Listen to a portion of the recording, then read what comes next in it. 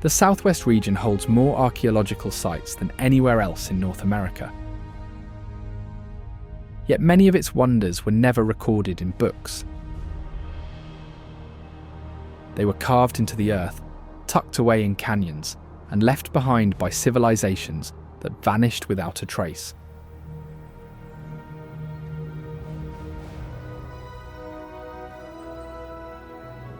One of these places is the honeycomb and beehive formations, where wind and erosion have sculpted the rock into patterns shaped over countless centuries.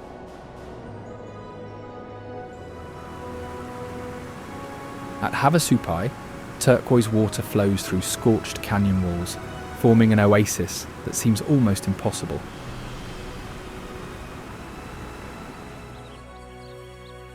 And on the edge of Arizona's Red Rock country, the Palatka ruins preserve the remnants of ancient dwellings, evidence of cultures long misunderstood. Stay with me as we uncover parts of the American Southwest that most people have never seen.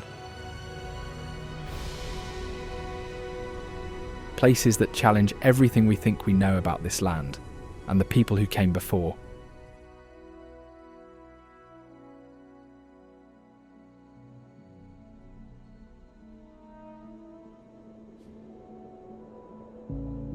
Monument Valley Navajo Tribal Park is a distinctive landscape characterized by its iconic red mesas and buttes.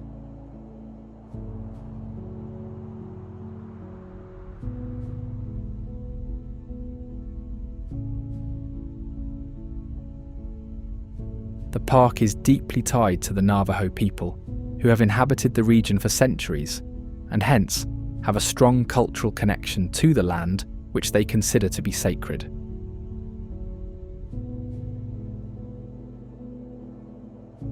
Traditional practices such as sheep herding, weaving, and ceremonies are still part of daily life for many Navajo families in the area.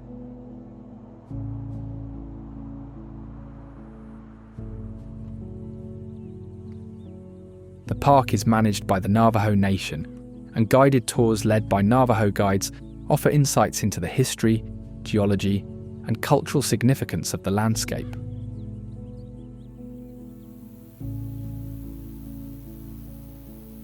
Interestingly, Navajo men from the region notably served as code talkers during the Second World War, using their native language to create an unbreakable code that played a crucial role in Allied communications.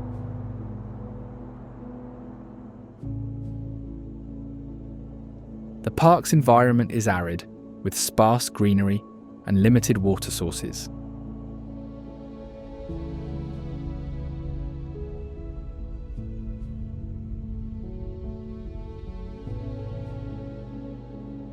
Two of the most famous formations in the park are the West and East Mitten Buttes.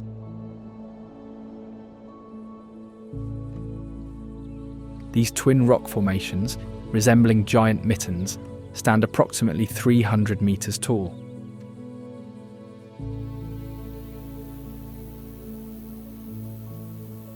Their unique shape is the result of differential erosion, with harder rock layers resisting weathering, while softer layers wear away over time.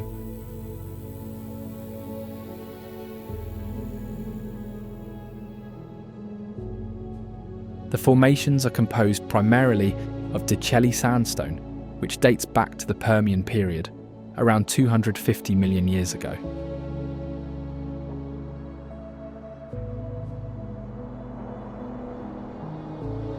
The names the Navajo people use to refer to the rock formations literally translate as black streak wood and rock with hole.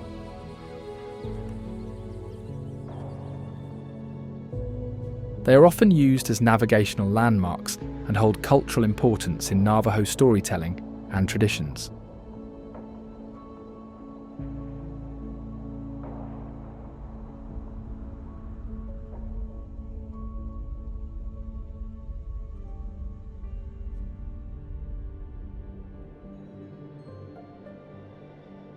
Another notable location within the park is Forrest Gump Point, named after its appearance in the 1994 film Forrest Gump.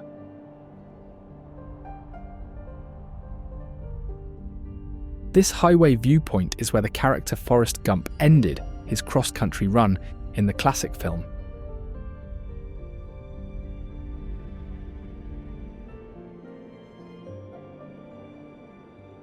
Highway 163, where Forrest Gump Point is located, is part of the Trail of the Ancient Scenic Byway.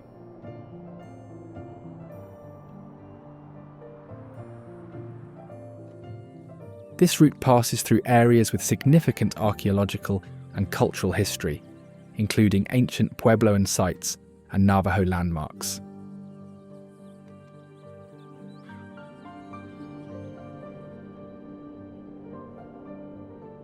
The spot has become a popular tourist attraction, with visitors often stopping to take photos, recreating the famous scene from the movie.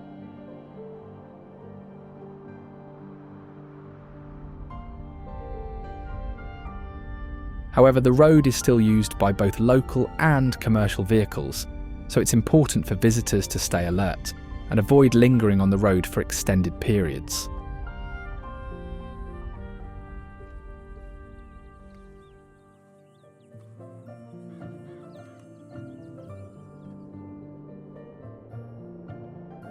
Caneville Desert is filled with badlands and pinnacles that resemble the surface of the Moon or Mars.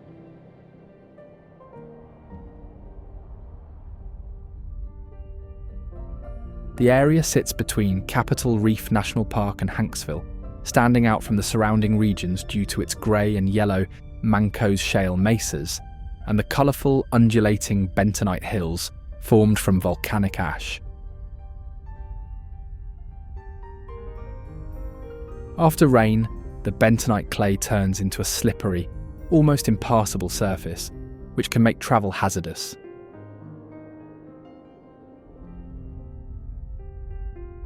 The desert gets its name from the nearby community of Caneville, which was named after John T. Kane.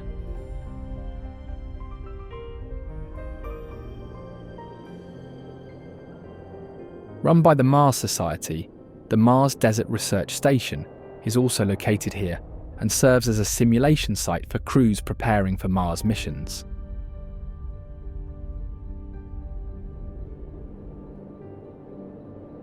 While not open to the public, visitors can see the facility from the road and might spot researchers in spacesuits.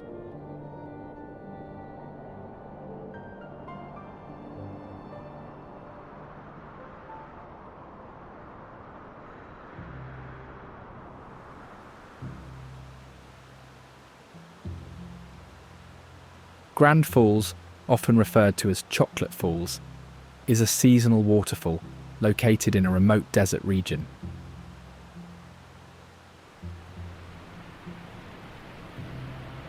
It is known for its dramatic flow of muddy water, which occurs after heavy rainfall or snowmelt.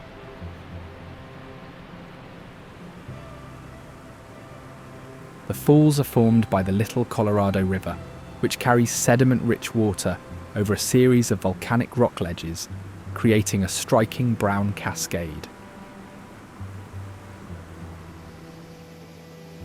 The waterfall drops approximately 56 metres, making it taller than Niagara Falls.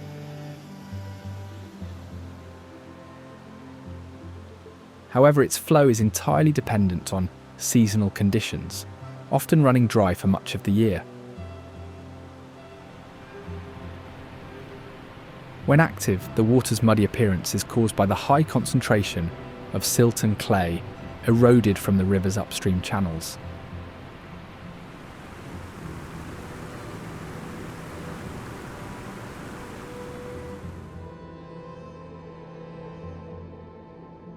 Death Valley National Park is one of the most extreme and unique environments in the world. The park is notorious for its harsh climate, dramatic landscapes, and record-breaking temperatures.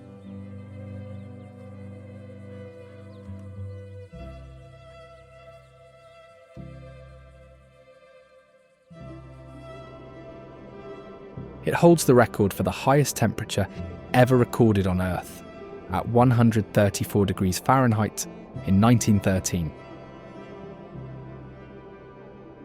Summers are intensely hot, with temperatures often exceeding 120 degrees Fahrenheit, and it receives less than 2 inches of rainfall annually, making it one of the driest places in the world.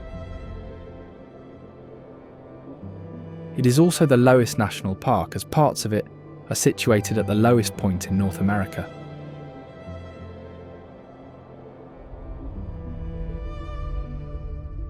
The Badlands in Death Valley National Park are known for their eroded hills, deep gullies, and striking colours.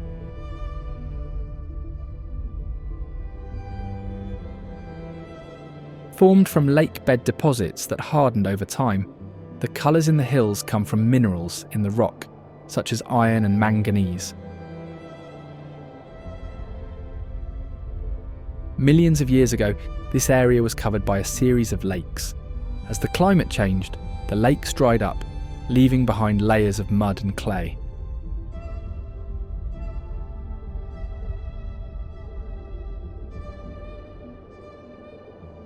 Fossils of ancient fish and plants have been found in the region, providing evidence of past environments.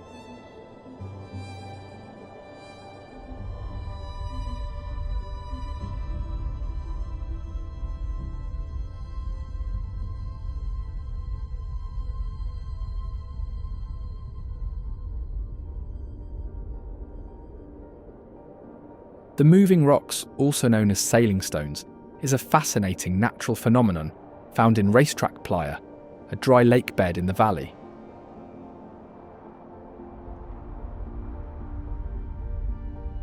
These rocks, some weighing up to 700 pounds, move across the flat surface of the Racetrack Playa, leaving long tracks behind them.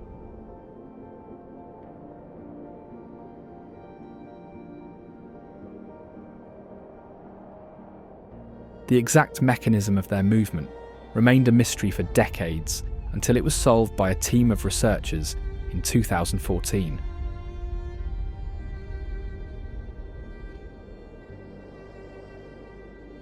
Capturing the movement on camera, they discovered that the rocks move when the playa is covered with a thin layer of water, which freezes overnight.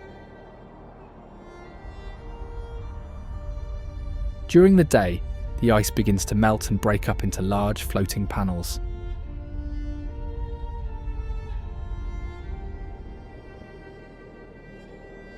Light winds push these ice panels, which in turn move the rocks across the slippery surface of the playa.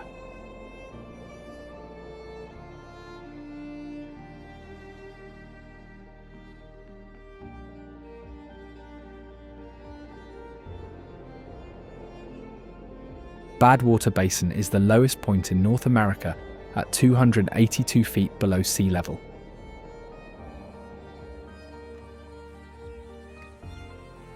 It is defined by its vast salt flats, extreme temperatures, and unique landscape.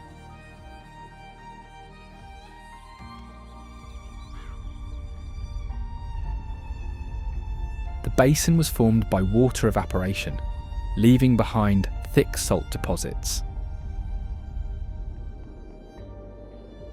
The basin got its name from early explorers who found a small pool of water but deemed it undrinkable due to its high salt content.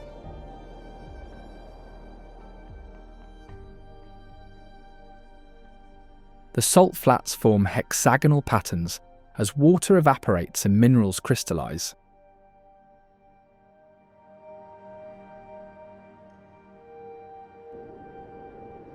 These natural formations constantly shift due to wind and temperature changes, creating an ever-changing surface.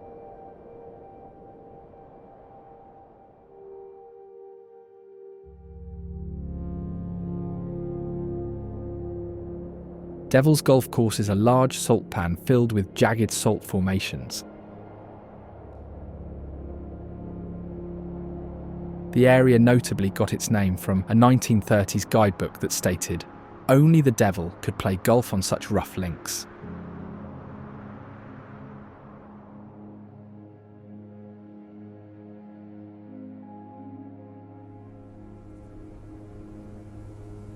The Mesquite Flat sand dunes are known for their rolling sand hills, shifting patterns, and harsh desert conditions.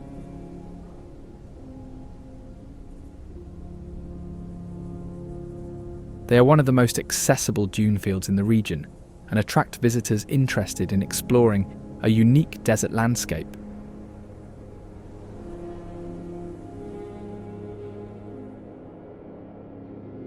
These dunes formed as the wind carried sand from eroded rock and deposited it in this low-lying area.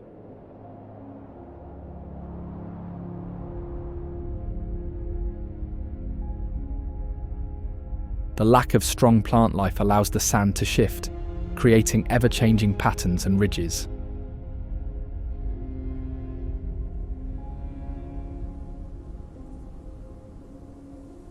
Despite the moving sands, the dunes remain in the same general area because the mountains around them trap the wind-blown material.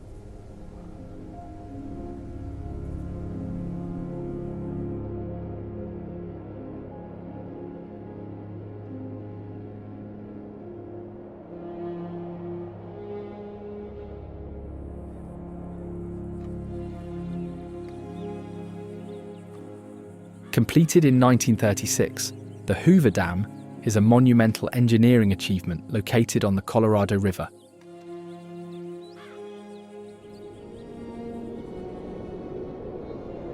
The dam was constructed during the Great Depression and provided jobs for thousands of workers. The primary purposes of the Hoover Dam are to generate hydroelectric power, provide water storage, and control flooding in the southwest.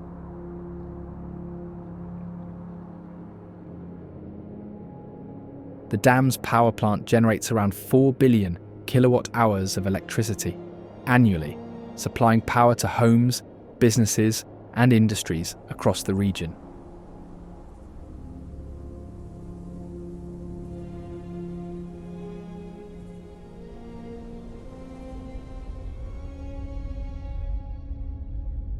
Its 17 turbines can also produce great amounts of power, making it a critical component of the area's energy infrastructure.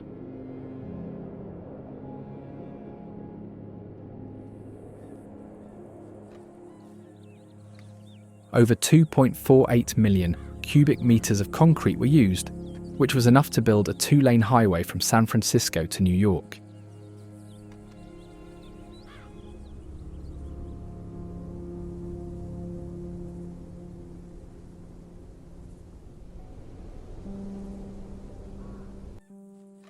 Lake Mead, formed by Hoover Dam, is a critical water source for agriculture, industry, and municipal use in the region.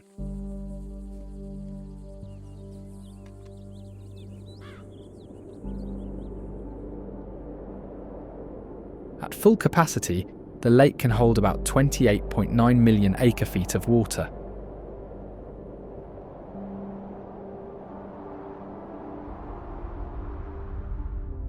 Other than its functional purposes, the lake is a popular destination for recreational activities.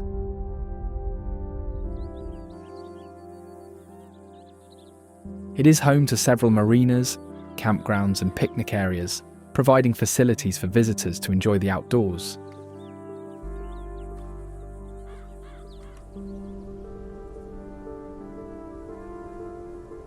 In fact, it is also part of the Lake Mead National Recreation Area, which includes desert landscapes, hiking trails, and historical sites.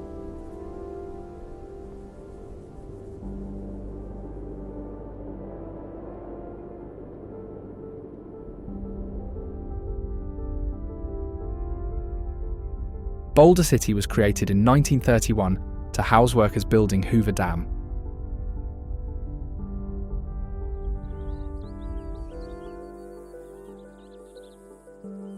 Located about 20 miles from the dam, the city was designed as a planned community with amenities such as schools, hospitals, and recreational facilities.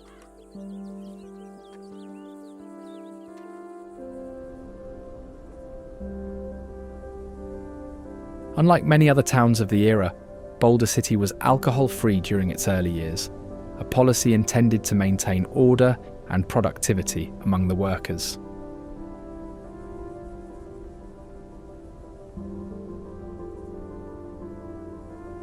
Today, Boulder City still retains much of its historic character, and it is one of the few places in the state where gambling is illegal.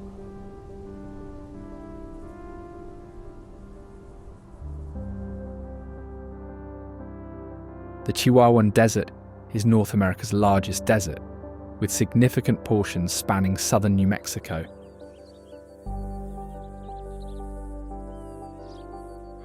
It is characterized by high elevations and temperature extremes, ranging from over 100 degrees Fahrenheit in summer to below freezing in winter.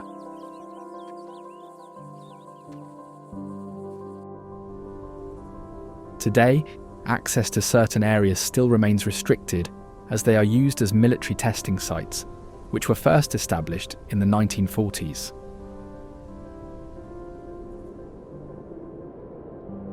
The Organ Mountains rise abruptly in the desert landscape, their steep granite spires named for resembling pipe organ tubes.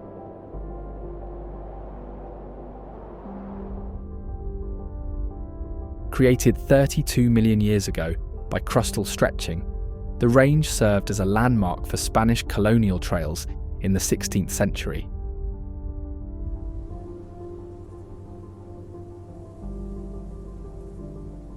Later, lead and silver mines were opened for operation in the 1800s, with ruins of smelters and Apache defensive sites still visible.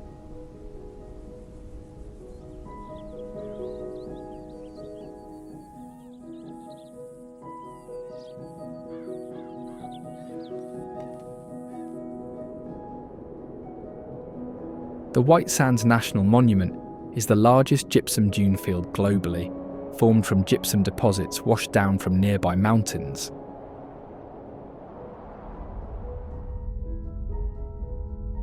The dune field began forming 7,000 years ago, making it one of the youngest major dune systems on Earth as well.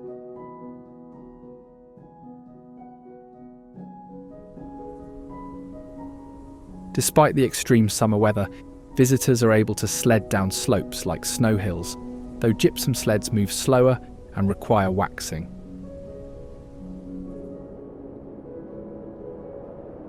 Interestingly, the sand's reflective surface also keeps it up to 30 degrees Fahrenheit cooler than darker desert sands nearby.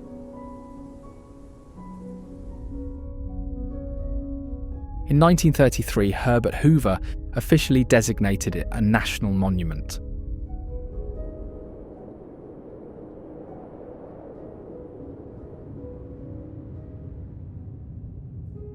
Carlsbad Caverns National Park is home to over 120 limestone caves, including the Big Room, the largest accessible cave chamber in North America.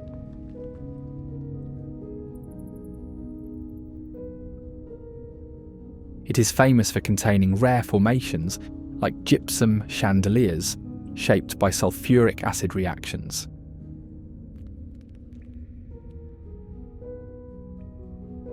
Early explorer Jim White descended using a handmade wire ladder in the 1890s, later guiding scientists to map over 30 miles of passages.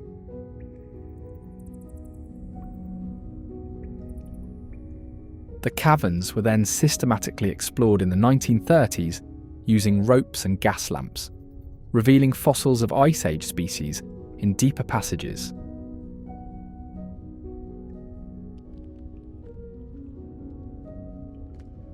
They also proceeded to install a 750-foot elevator shaft, one of the longest single-lift systems globally at the time.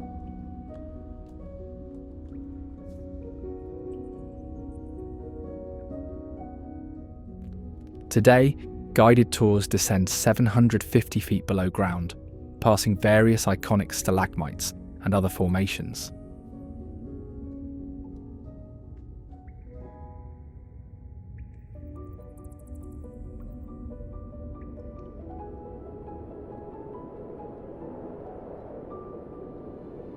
Glen Canyon National Recreation Area is a vast region centered around Lake Powell and the Colorado River.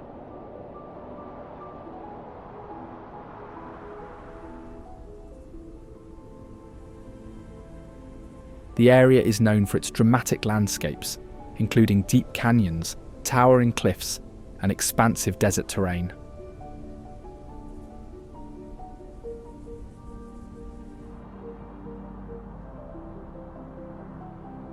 It is a popular destination for outdoor activities such as boating, hiking, and exploring geological formations.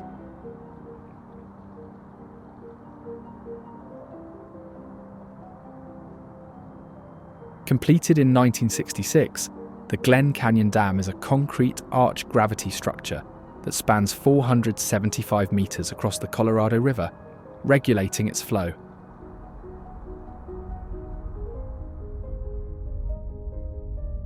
It stands 216 meters tall, making it one of the tallest concrete dams in North America.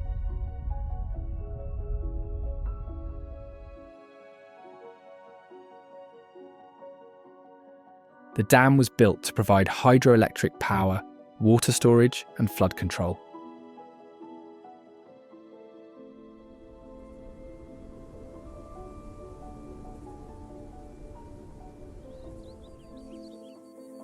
The Colorado River, which flows through Glen Canyon, is a vital water source for the region.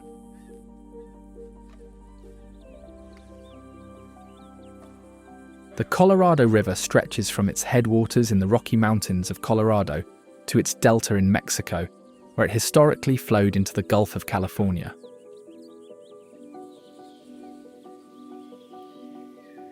Today, due to water diversions, it rarely reaches the sea.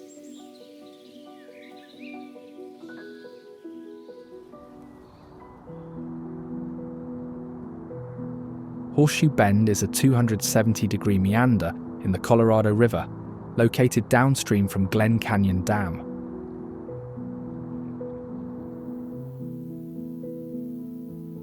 The river curves sharply around a massive rock formation, creating a horseshoe-shaped bend.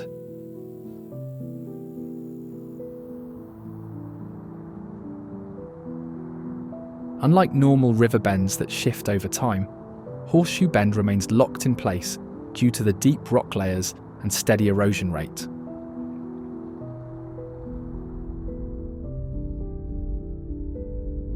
The cliffs surrounding the bend rise over 300 meters above the river, providing a clear view of the exposed rock layers that primarily consist of Navajo sandstone.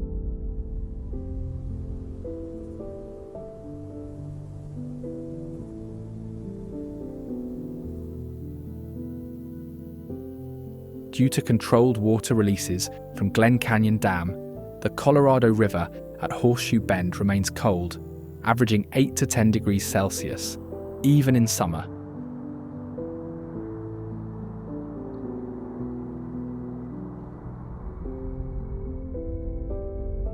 Some of the notable features within Glen Canyon National Recreation Area are the balanced rocks.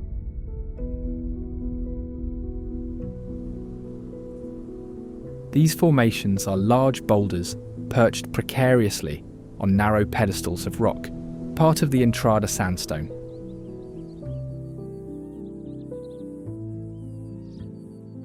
Early explorers, ranchers, and indigenous groups used these formations as navigation points, helping them locate water sources and safe routes through the desert.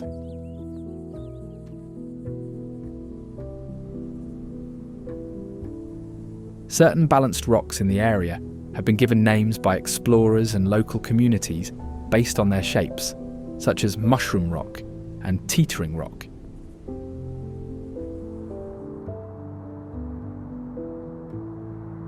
Access to the balanced rocks requires travel on unpaved roads or by boat, depending on the location.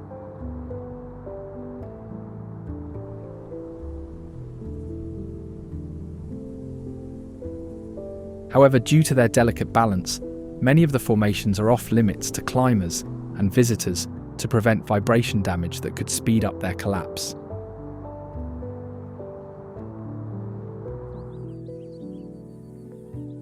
Wahweap Marina is one of the largest access points to Lake Powell, located near the southern end of the reservoir.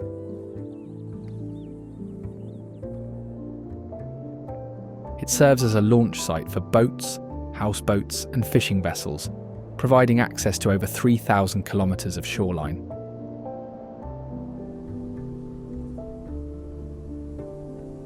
The marina is also a popular gateway to water-based activities and resource management. It provides access to fuel, maintenance facilities, and watercraft rentals, supporting both recreational and research efforts on the lake. Lake Powell is a man-made reservoir along the Colorado River, created after the construction of Glen Canyon Dam.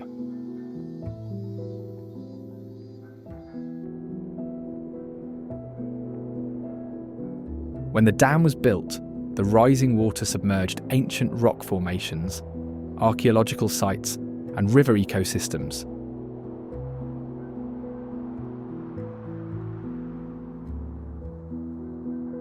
Some artifacts and cliff dwellings remain above the waterline, offering insight into indigenous settlements that existed for thousands of years.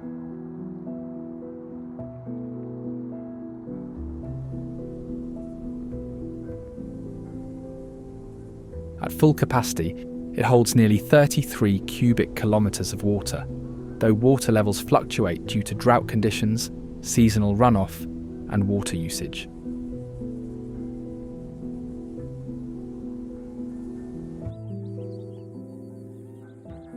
Thus, Lake Powell serves as a water storage system, supplying cities and agricultural areas downstream.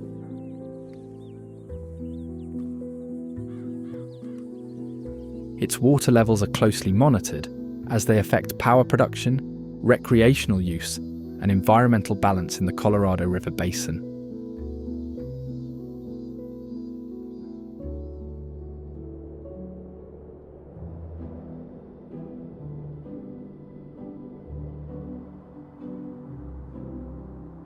Lake Powell Navajo Tribal Park covers sections of canyons and waterways along the Colorado River basin.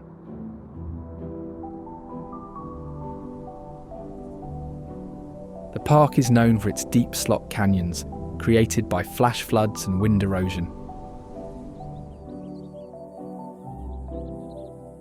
Many of these narrow passageways are accessible only by guided routes, preserving both the natural landscape and cultural sites.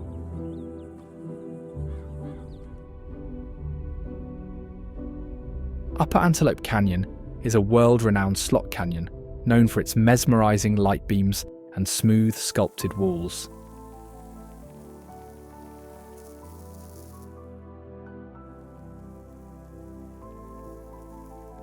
The canyon is about 40 meters deep and has a winding path that narrows in several sections, creating light beams that filter down at certain times of the day.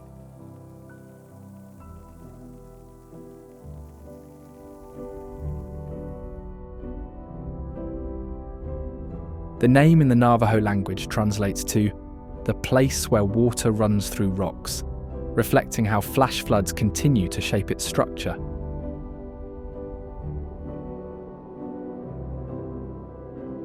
Unlike some slot canyons that require technical climbing, Upper Antelope Canyon is accessible by walking through a flat, sandy floor, making it one of the easier canyons to explore.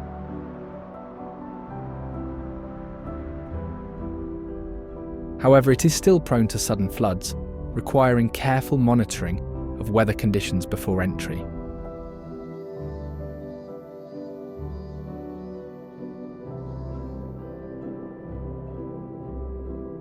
Lower Antelope Canyon is a narrower and deeper slot canyon compared to the upper section, offering a more adventurous experience.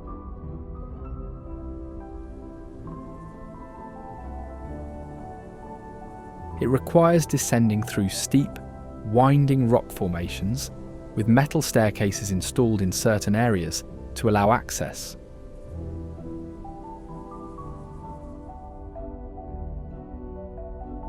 The canyon is known for its twisting rock formations and narrow passageways, shaped by the same flash flood erosion that formed the upper section.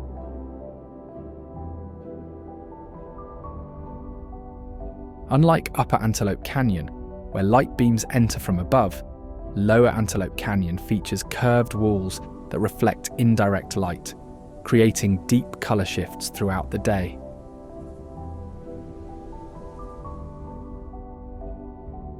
The passage through the canyon can be as narrow as 1 metre in some sections, requiring careful navigation.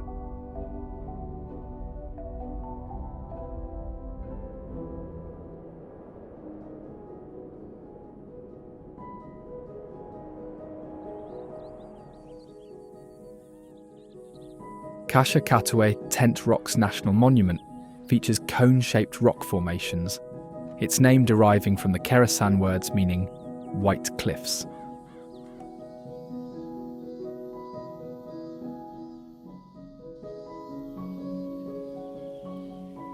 Historically, ancestral Puebloans used the area for temporary shelter, leaving pottery shards and tool fragments.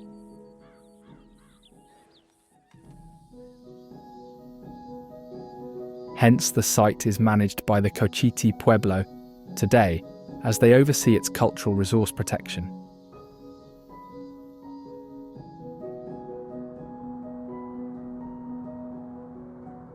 Goldfield Ghost Town is known for its Wild West atmosphere and as a destination for those interested in the legends and stories of the Superstition Mountains.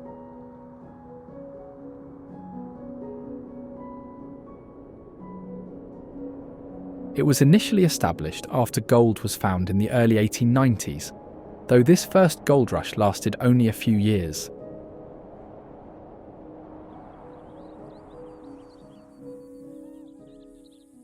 When the main gold vein faulted and the ore grade dropped, the town's economy collapsed and most residents left, turning Goldfield into a ghost town.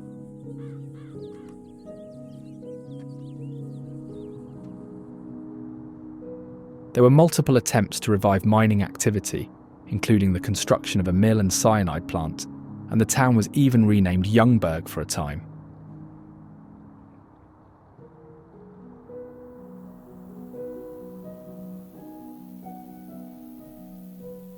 Unfortunately, each revival was short-lived, and the town was abandoned time and time again.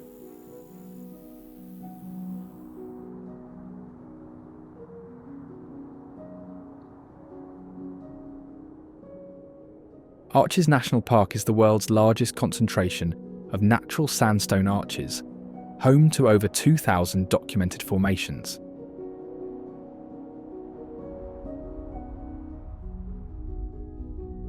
These formations are primarily composed of entrada sandstone, shaped by the effects of water, wind, and temperature changes.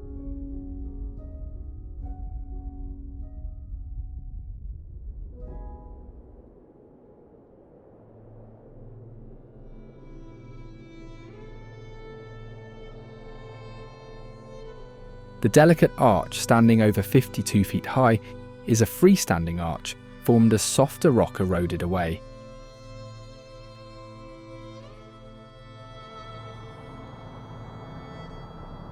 It has become a symbol of Utah due to its unique and recognizable shape, as well as its cultural and historical significance.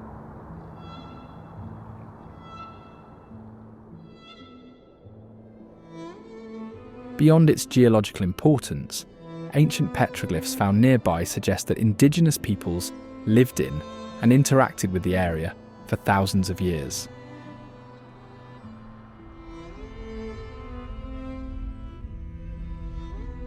Today, the arch is featured prominently on Utah's license plates and state tourism materials, serving as a symbol of exploration and the state's connection to the natural world.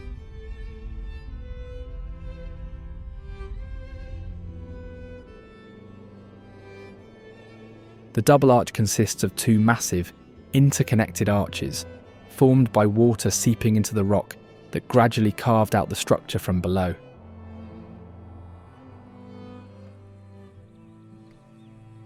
The larger of the two spans approximately 144 feet, making it one of the park's largest and widest formations.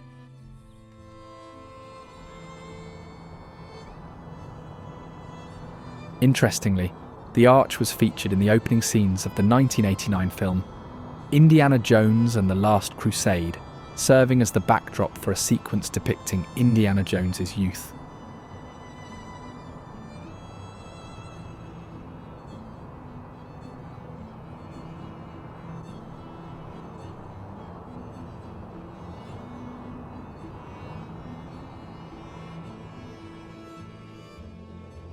The turret arch features a central arch with a smaller circular opening to the side, giving it a distinct castle-like appearance and its name.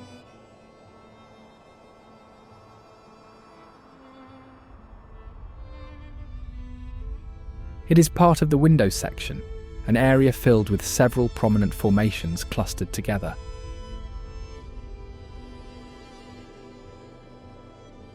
Geologically speaking, the turret arch is relatively young compared to other formations in the park, as its openings are still being progressively shaped.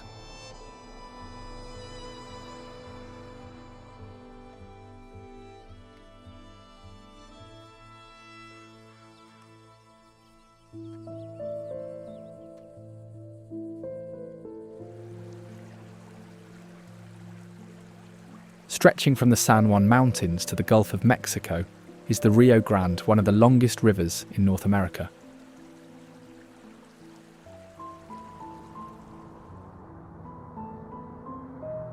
The river's course follows the Rio Grande Rift, a tectonic boundary widening 0.1 inches yearly.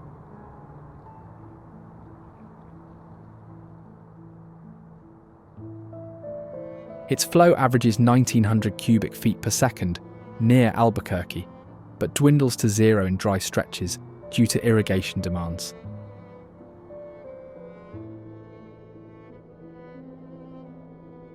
Over 80% of the river's water is diverted for agriculture, leaving sections dry for up to 200 days yearly.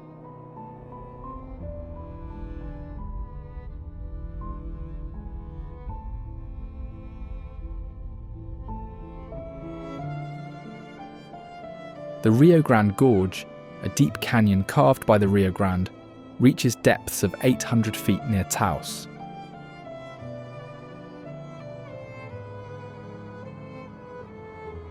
Notably, in 1933, the Civilian Conservation Corps built trails into the gorge, though they were later abandoned due to erosion.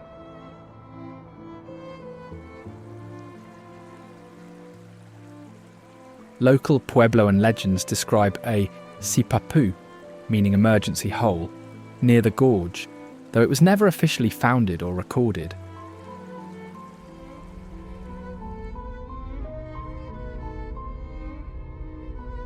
Today, the gorge draws 300,000 visitors annually, with strict no-rescue policies for unprepared hikers.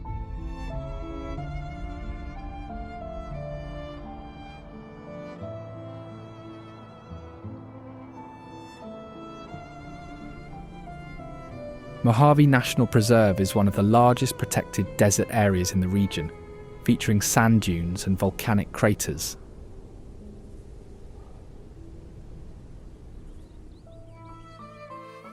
It is also home to one of the densest and most extensive Joshua tree forests in the region. Due to its remote location and minimal light pollution, the preserve is recognised as one of the best places for stargazing. On clear nights, the Milky Way is visible to the naked eye.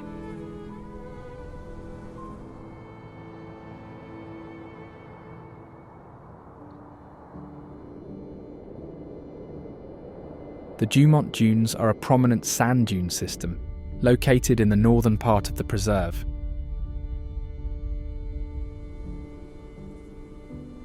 They are a popular destination for off-road vehicle enthusiasts, with designated areas for sandboarding and dune buggies.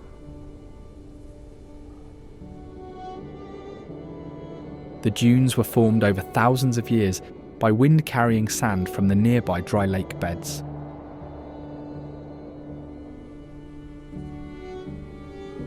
Despite their popularity for recreation, the area also supports unique desert wildlife, including specialised insects and reptiles.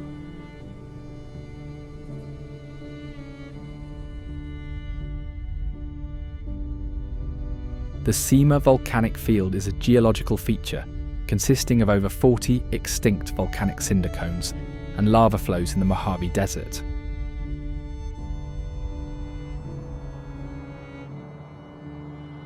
These fragments cooled and solidified as they fell back to the ground, accumulating around the vent to form the cone.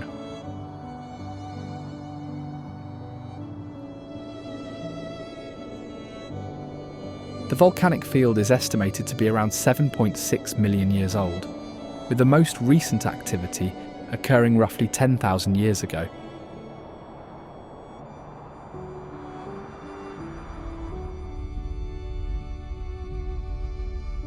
The area is a key site for studying volcanic processes and desert ecology.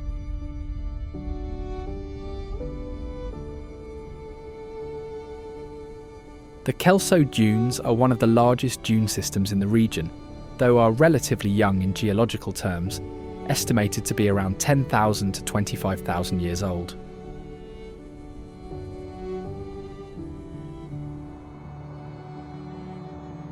Known for their singing or booming sands, the dunes produce low-frequency sounds when the sand grains slide down their slopes.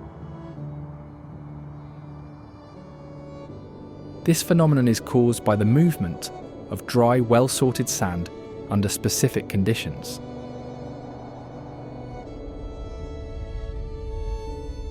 The dunes are accessible via a 3-mile round-trip hike and offer panoramic views of the surrounding desert.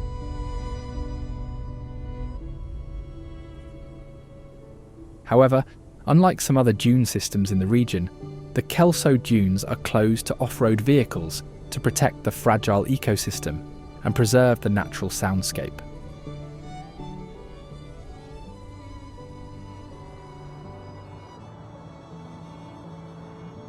Most notably, these dunes were used as a filming location for scenes in Star Wars: Return of the Jedi, standing in for the desert planet of Tatooine.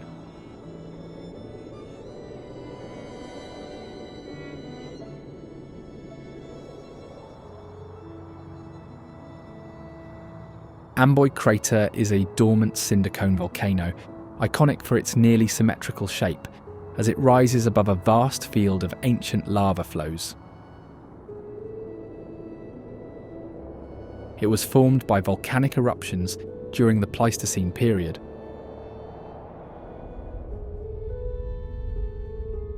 The last eruption occurred about 10,000 years ago, leaving behind a solidified lava lake inside the cone and extensive lava flows in the surrounding area.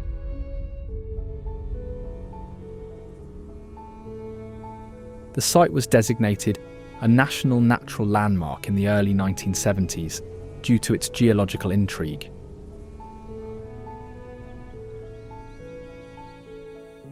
Since then, the crater and its lava fields have been used as filming locations, including in the movie Journey to the Center of the Earth, and TV series like Abandoned. The site is also popular for stargazing and astrophotography due to its dark skies and remote location.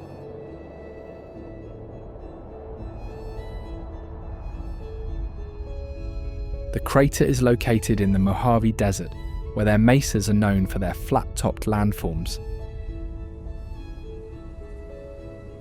These mesas, such as Conglomerate Mesa, are recognised for rare plant communities, expansive views, and their role as transition zones between the Mojave and Great Basin regions.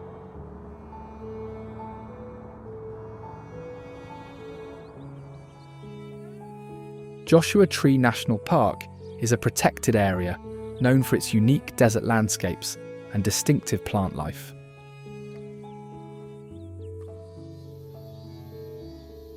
It is situated at the intersection of two major desert ecosystems, the Mojave Desert and the Colorado Desert. The park is named after the Joshua tree, a plant species that is native to the Mojave Desert. These trees can grow up to 40 feet tall and have a lifespan of several hundred years.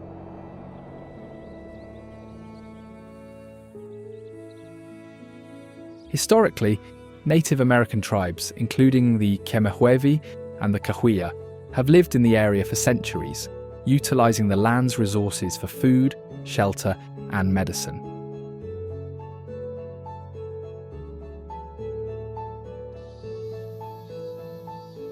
It was designated as a national monument in 1936 and later upgraded to a national park in 1994.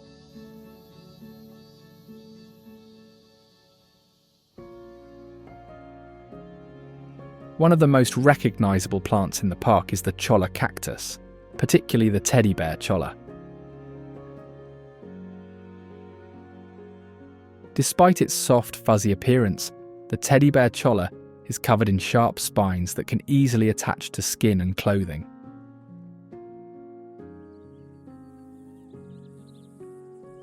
This characteristic has earned it the nickname jumping cholla. The cholla cacti play an important role in the desert ecosystem, providing habitat and food for various animals.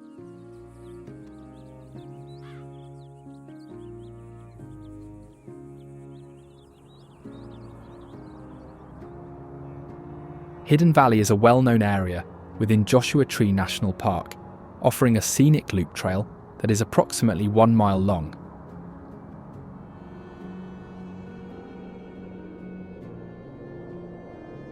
The valley is surrounded by large rock formations, creating a natural enclosure that was once used by cattle rustlers to hide stolen livestock.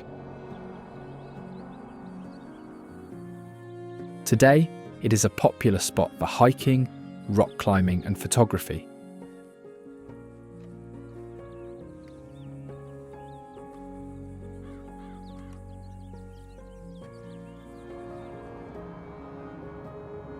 The Shiprock Formation is a volcanic neck, the hardened core of an ancient volcano, left standing after softer surrounding rock eroded away.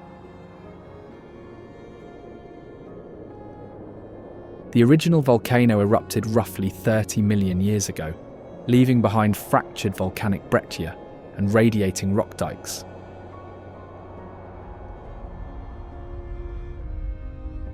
The formation holds deep significance for the Navajo people, linked to stories of a great bird that brought their ancestors to the region.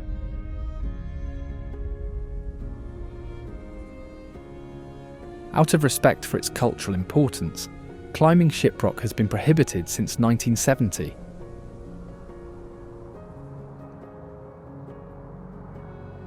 In the 1800s, the site became a navigational marker for settlers and traders moving along the Old Spanish Trail.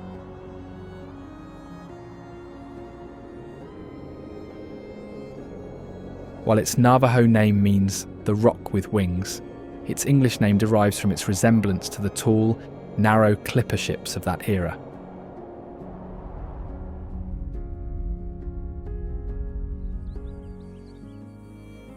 Cove Arch is a natural freestanding arch located near the base of Shiprock's southern slope. It is part of the same volcanic system as Shiprock, created after the original volcanic activity subsided.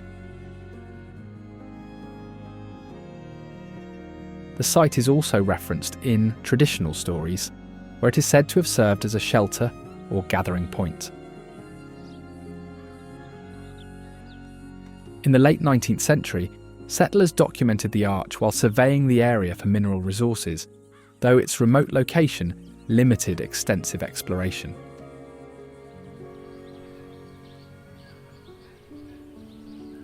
Taos Pueblo, located in northern New Mexico, is an ancient Taos settlement that has been continuously inhabited for over 1,000 years.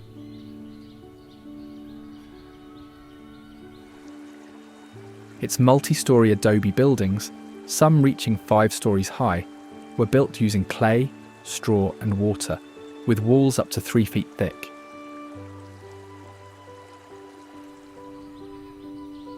The Pueblo Revolt of 1680 was organised in part here, leading to the temporary expulsion of Spanish colonisers. Today, approximately 150 people live within the historic walls year-round, governed by a council that balances traditional and external legal systems.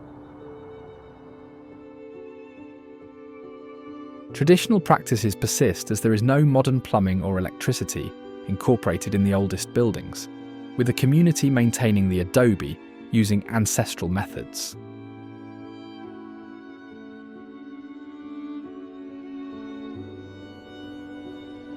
Grand Canyon National Park covers over 4,900 square kilometres, with the canyon stretching for 446 kilometers in length.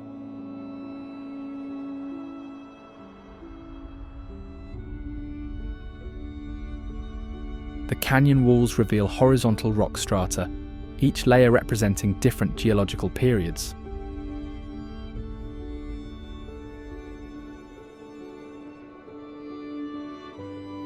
The oldest rocks found at the bottom are Vishnu schist, estimated to be 1.7 to 2 billion years old.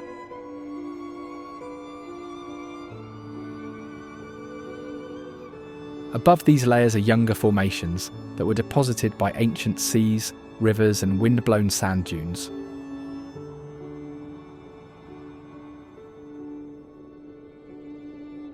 Due to the difference in elevation, the canyon creates localized weather patterns, with sudden storms, snow at the rim, and sunshine at the bottom, all occurring on the same day.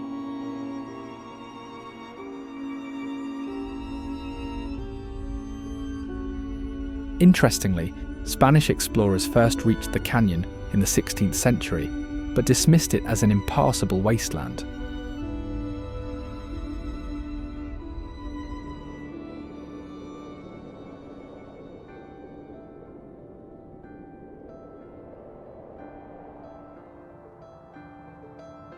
The North Rim sits at an elevation of 2,438 metres, and its increased elevation results in cooler temperatures, heavier snowfall, and denser forests.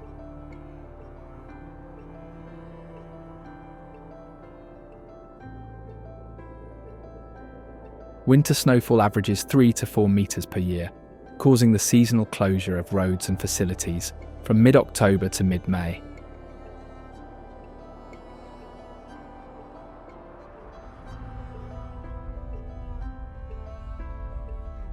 Due to its remote location, the North Rim receives only 10% of the park's total visitors, making it much less crowded than its southern counterpart. Roads leading to the area are limited, with the nearest major highway being over 70 kilometers away. However, this helps it offer a quieter and more secluded experience for visitors who would like to soak in the stunning vistas.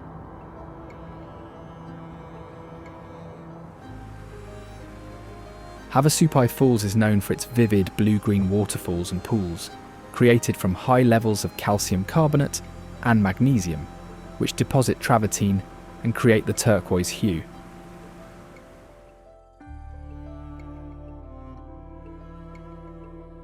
The area is only accessible on foot, horseback, or by helicopter, with a long hike required to reach the falls and the Havasupai tribal lands. All visits require advance permits, which are in high demand and often sell out quickly.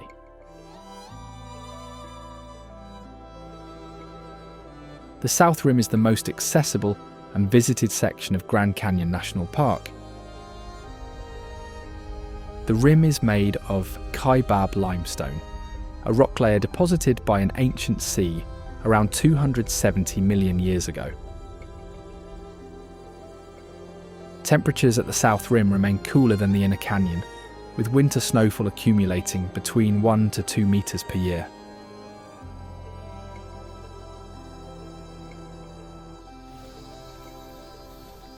Bison in Grand Canyon National Park are part of a hybrid herd originally introduced in the early 1900s as a result of crossbreeding between cattle and wild bison. The herd was established on the Kaibab Plateau, where they have since adapted to the region's high elevation forests and meadows.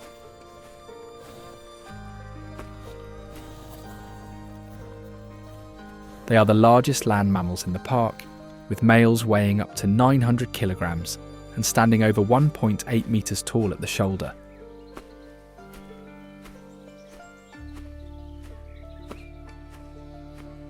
They have thick, shaggy fur, large curved horns, and a hump of muscle over their shoulders, which helps them power through deep snow and rough terrain.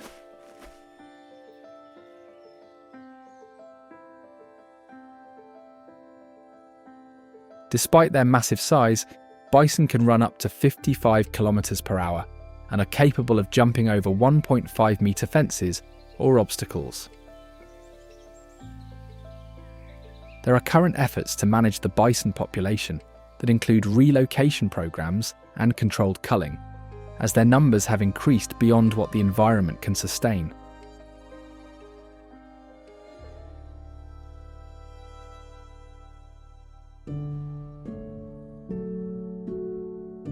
Once a booming centre during the Silver Rush, Calico now operates as a major tourist attraction.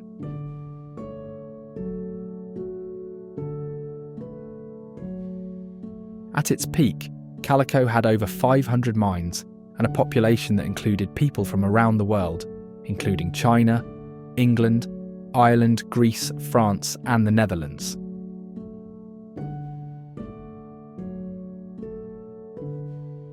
But like many mining settlements of its time, the town's prosperity ended when the price of silver dropped sharply in the mid-1890s, and it was soon abandoned after.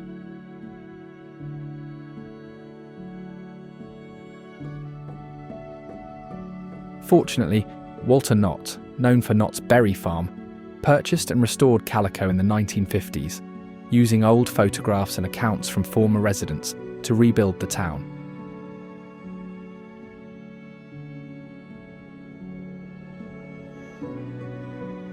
The San Rafael Swell is a rugged geological feature formed by an anticline uplift, where underground forces pushed rock layers upward, creating a massive dome-like structure.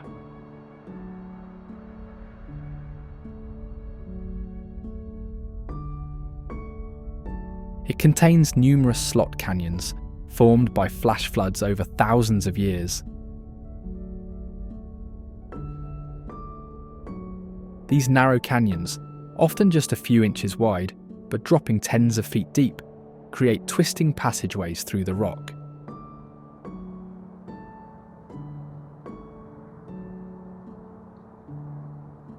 Because of their constantly changing formations, the slot canyons serve as natural geological laboratories, allowing scientists to study erosion and sediment transport in real time as they continue to evolve.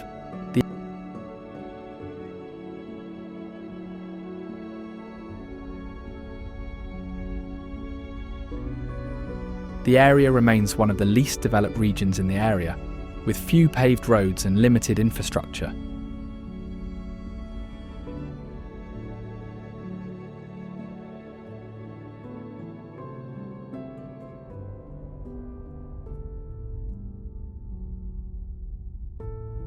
Four Corners Monument marks the intersection of 4 states: New Mexico, Arizona, Utah, and Colorado.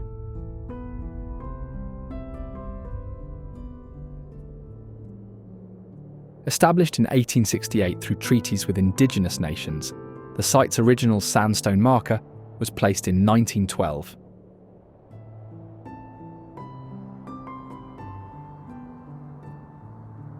A bronze disc set in granite replaced it in 1992, with brass plates denoting state boundaries, with the Navajo Nation managing the site since 2010.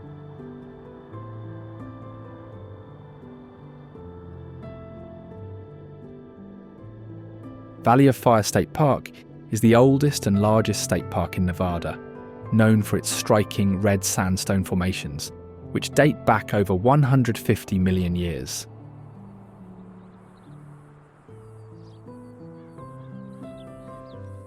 The park's name comes from the vibrant red hues of the rocks, which appear to glow like fire in the sunlight.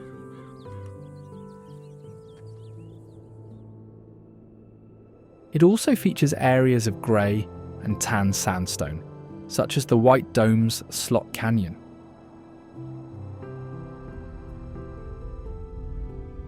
The park offers a range of recreational activities, including hiking, camping, and photography.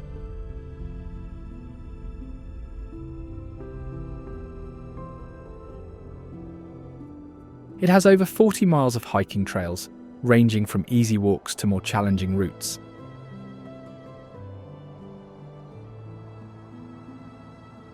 Evidence of the ancestral Puebloans' presence, such as petroglyphs and artifacts, can be found throughout the park.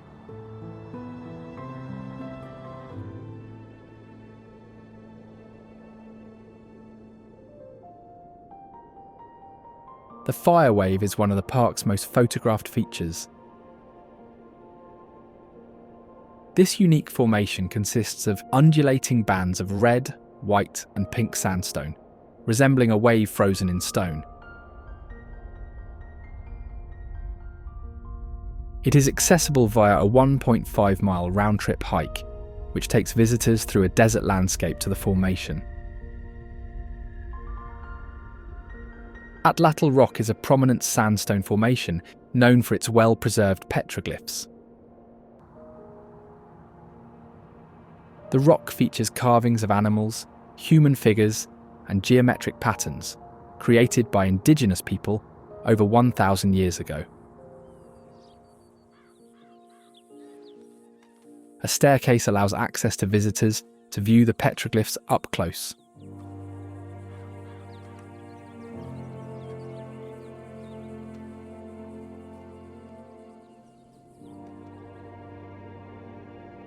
The honeycomb and beehive formations are other examples of the park's unique sandstone structures.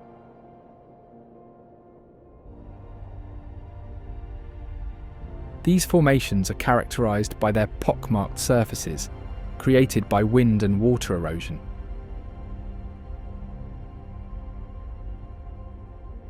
The beehive formation, in particular, resembles a beehive due to its rounded shape and textured surface.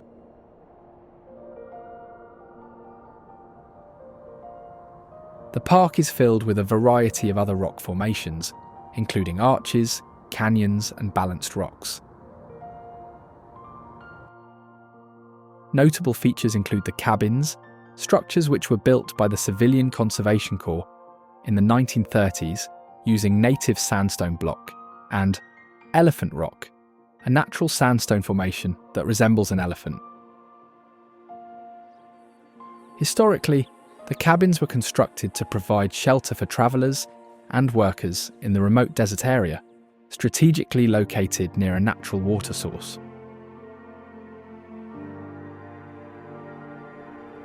Meanwhile, the Elephant Rock was formed due to the softer sandstone layers eroding faster than the harder layers, creating a distinctive elephant-like shape.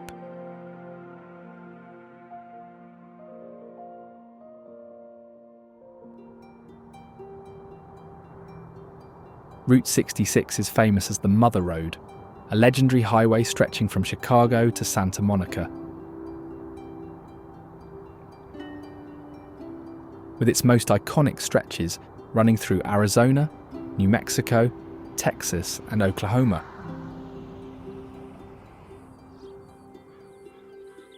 Initially, it was a main migration route for families escaping the Dust Bowl, and later became the path for vacationers heading west. In fact, the road played a key role in the development of roadside businesses like motels, gas stations, diners, and trading posts, many of which still stand today.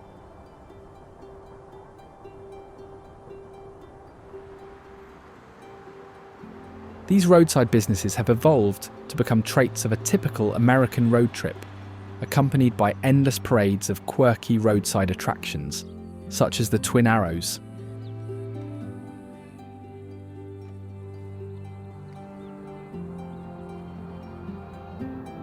The route has inspired songs, movies, and TV shows, including the famous tune Get Your Kicks On, Route 66.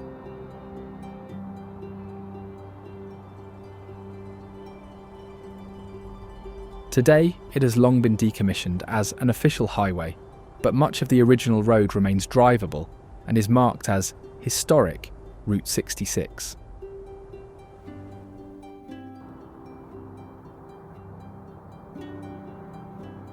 Clinton is best known as the home of the Oklahoma Route 66 Museum, a major stop for anyone exploring the famous highway.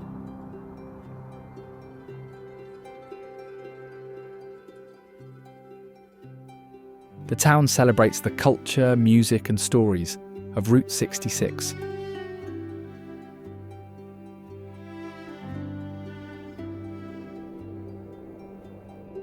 Open to showcase the history of the highway, featuring classic cars, neon signs, and interactive exhibits that trace the road's impact on American life.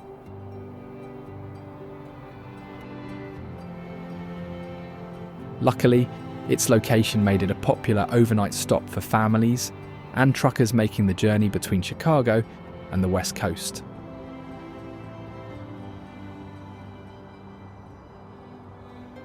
It has also hosted Route 66 festivals and car shows, keeping the highway's traditions alive.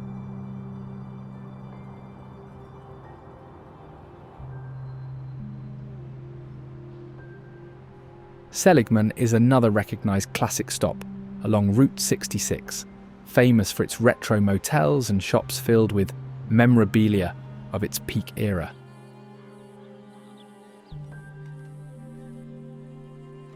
In fact, it is known as the birthplace of historic Route 66.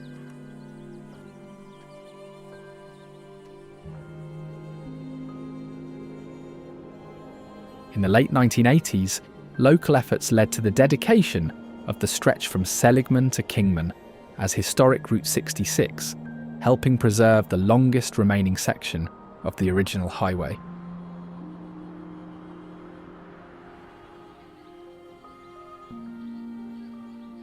Interestingly, the town is said to have inspired the fictional Radiator Springs in the animated film Cars.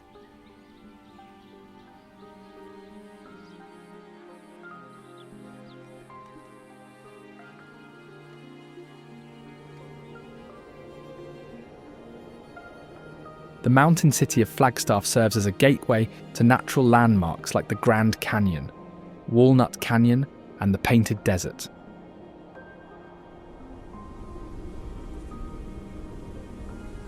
Its name comes from a flagpole made from a stripped pine tree, raised by a group of settlers to celebrate the United States centennial on July 4th, 1876. Several stories exist about the flag raising, but the most widely accepted is that a scouting party from Boston erected the flagstaff at Antelope Spring, giving the area its name.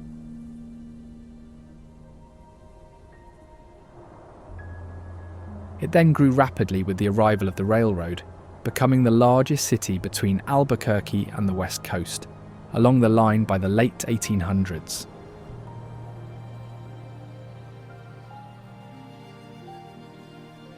Eventually, Route 66 brought a new wave of tourism and commerce, transforming the city's main streets with diners, motels, and service stations.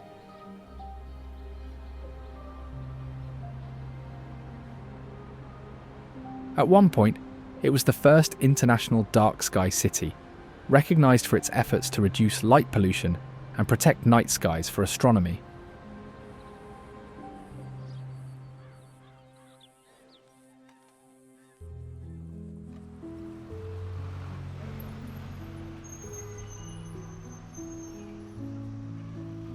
Named after William Barstow Strong, president of the Santa Fe Railroad, the desert city of Barstow grew as a stopover for travellers heading to and from Los Angeles and Las Vegas.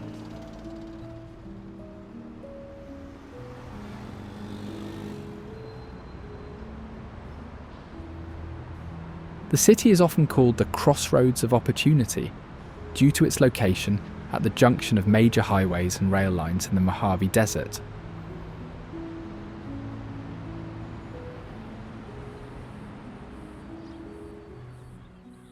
Noticeably, its main street follows the original alignment of Route 66.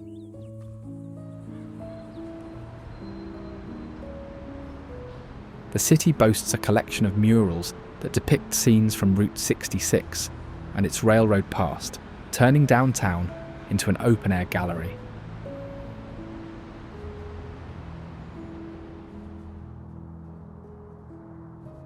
Many of Barstow's vintage motels, like the Stardust Inn and Sage Motel, still operate, offering a nostalgic stay for those seeking a taste of mid-century road travel.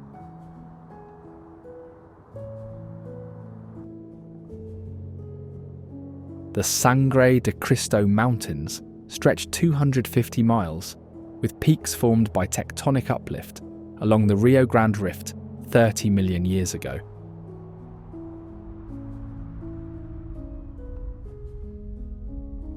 It is the southernmost subrange of the Rocky Mountains, extending into New Mexico.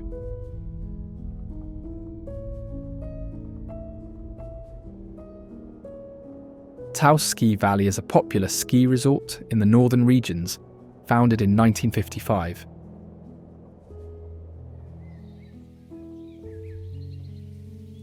It operates at base elevations of 9,200 feet, with 1,294 skiable acres.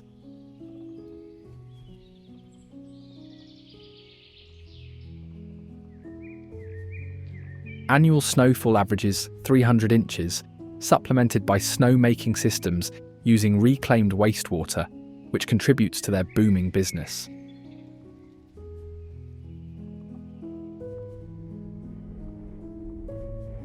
Red River is a small mountain town in northern New Mexico, offering skiing and snowboarding in winter and activities like mountain tubing, zip lining, and scenic chairlift rides in summer.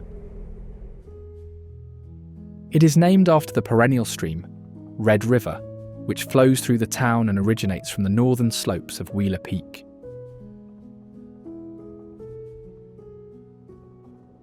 Interestingly, its ski area was built by miners, not developers, and has operated as a family-owned business for over 60 years, maintaining its small-town charm.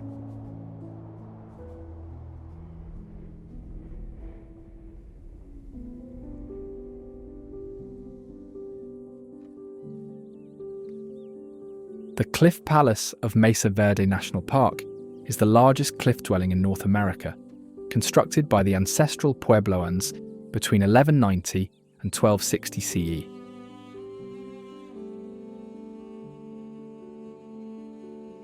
Built into a natural alcove in the sandstone cliffs, it was home to around 100 to 120 people, making it a central hub for the surrounding community.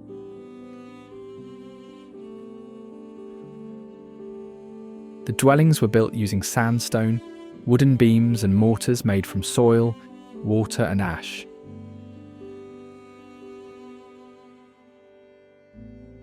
The circular rooms called kivas are thought to have played a vital role in ceremonies and cultural traditions.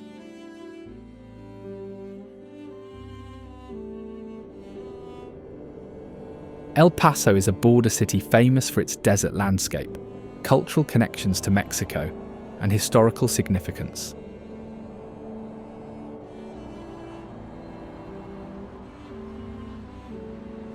Established around a Spanish mission, it later became a crossroads for stagecoach routes and railroad expansion.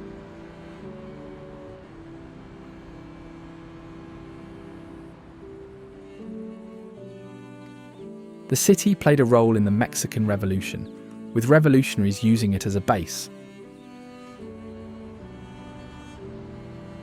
During the 19th century, the city earned the nickname Six-Shooter Capital due to its lawlessness during its boomtown era, especially with the event of legendary outlaw John Wesley Hardin being taken down there in a saloon.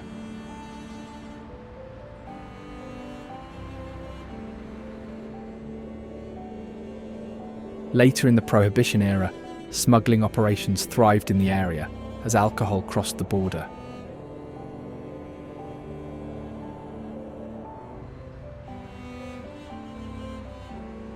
Today, it is more commonly known as the Sun City due to its abundant sunshine, and is a hub for Tex-Mex cuisine and cowboy bootmaking.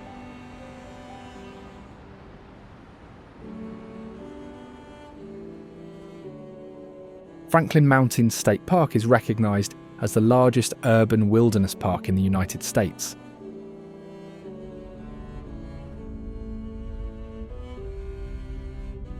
The park and its representative mountain range are named after Benjamin Franklin Coons, an early landowner in the area who operated a ranch and served as the first postmaster of what later became El Paso.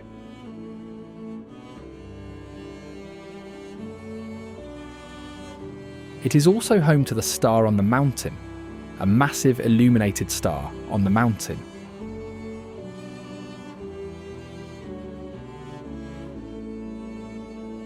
The northeast slope of North Franklin Mountain was home to the only tin mine ever established in the United States, which operated briefly but was ultimately unsuccessful.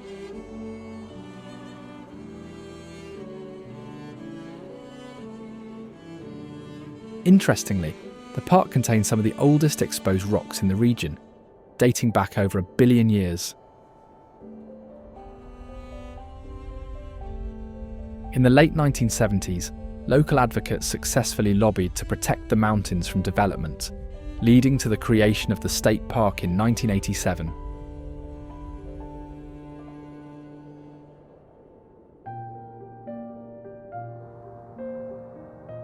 Located in the Franklin Mountains, McElligott Canyon is named after Maurice J. McElligott, a rancher and real estate developer who developed a spring in the canyon in 1882 and used the area to graze his cattle.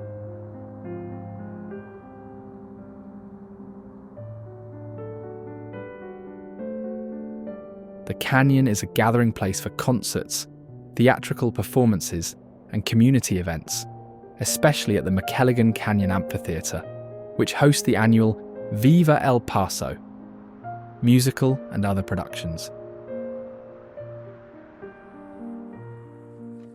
Bisti Danazin Wilderness covers a large region of eroded badlands, marked by layered sandstone, mudstone, and coal deposits. The area's name combines the Navajo terms that mean large area of shale hills and standing cranes, referencing its distinct geology and local lore.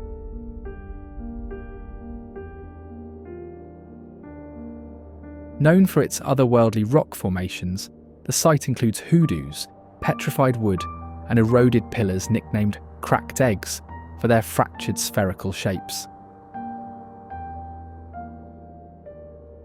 The landscape was shaped by ancient river systems and volcanic ash deposits, later exposed by retreating seas and erosion. Designated a wilderness area in 1984, visitors must require official permits to access it, as well as proper guides or maps to navigate their way around since there are no marked trails.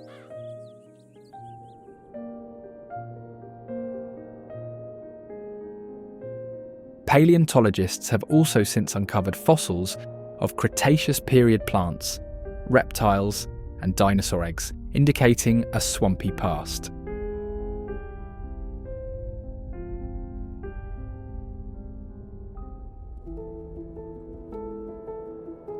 Meteor Crater, located in the northern desert region, is one of the best preserved impact sites on Earth. It was formed approximately 50,000 years ago, when a nickel-iron meteorite struck the surface at a speed of around 12.8 kilometers per second.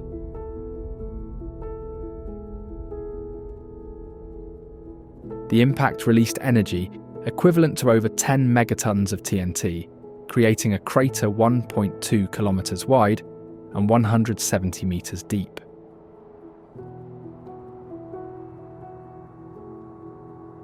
Early studies of the crater helped scientists understand similar features on the Moon and other planetary bodies.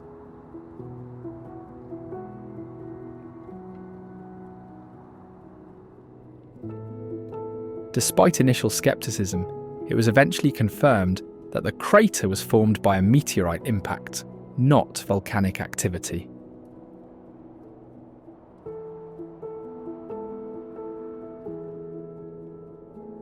The site has been used for astronaut training and scientific research, particularly for studies related to space exploration.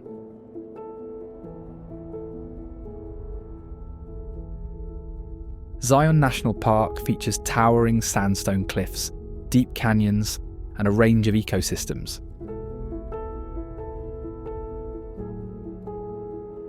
The region has been home to indigenous peoples for at least 8,000 years, including the ancestral Puebloans and Southern Paiutes.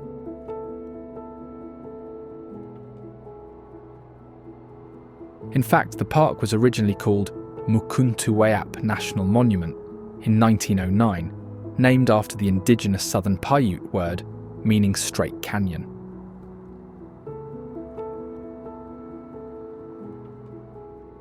It was later renamed Zion in 1919, a term meaning sanctuary or refuge.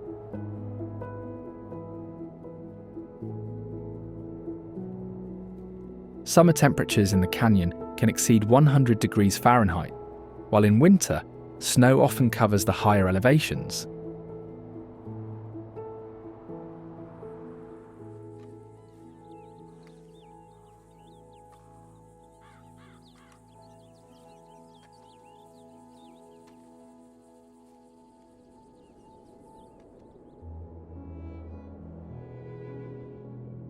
The red towering cliffs and rock formations found throughout Utah's iconic landscapes are due to iron oxide, while white and yellow layers indicate ancient seabeds.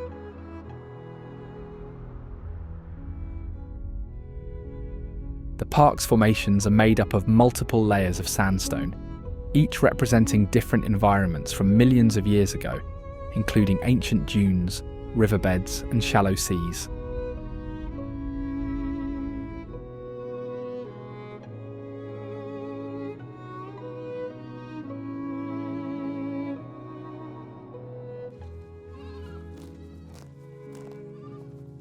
The park is also home to a population of desert bighorn sheep, a species adapted to the steep cliffs and rocky terrain.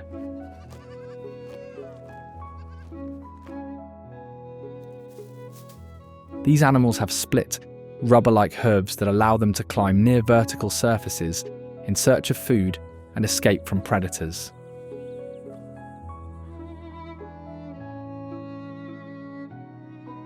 Males, known as rams, grow large curved horns, which they use in dominance battles during mating season.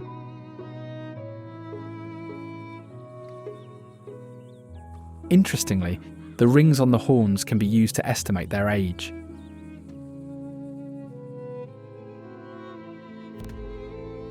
Despite their intense battles, bighorn sheep rarely suffer serious head injuries since their skulls have a built-in shock absorption system, protecting their brains from the impact.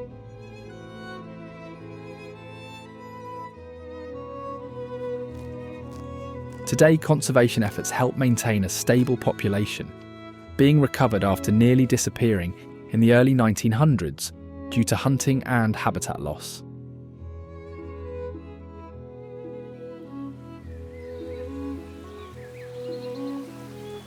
The Narrows is one of the park's most popular slot canyons, formed by the Virgin River.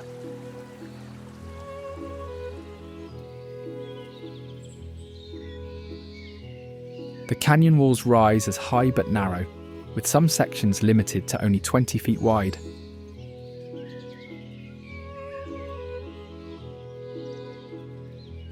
The hike through the Narrows follows the riverbed, requiring visitors to wade or swim through sections of water, depending on seasonal conditions.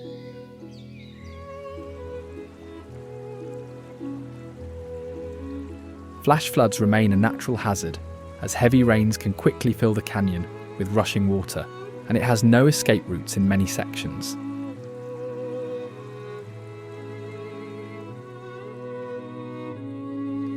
Despite the harsh conditions, hanging gardens grow along the canyon walls.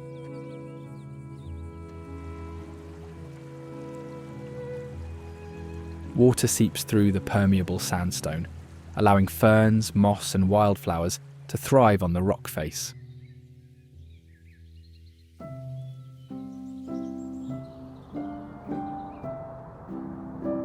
Zion Canyon Scenic Drive is famous for its scenic red and cream sandstone cliffs, winding road, and access to some of the most popular hiking trails in the region.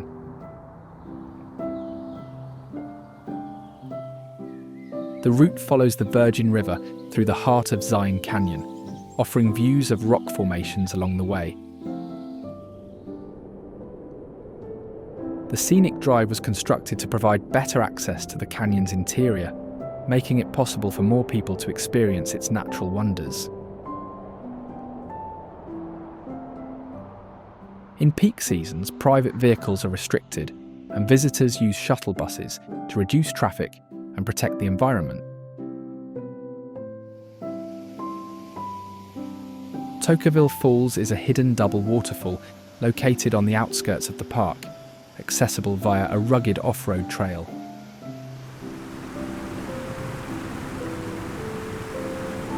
The falls are formed by Laverkin Creek, which flows over layers of rock and creates cascading pools.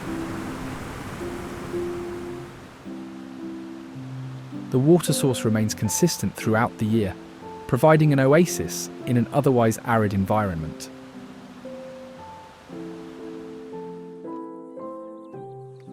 Red Rock Canyon is a scenic conservation area located west of Las Vegas, defined by its striking red sandstone formations, which date back over 600 million years.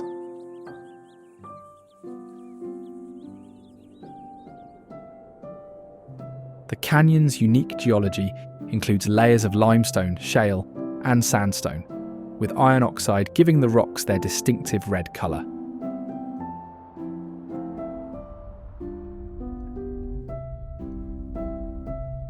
Interestingly, it is a popular destination for outdoor activities, offering over 30 miles of hiking trails, ranging from easy walks to strenuous climbs.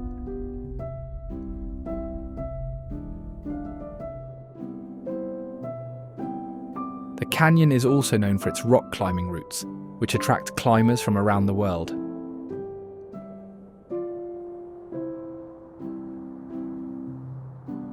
The conservation area is managed to protect its natural and cultural resources, as it includes a visitor centre with exhibits on the canyon's geology, history, and wildlife.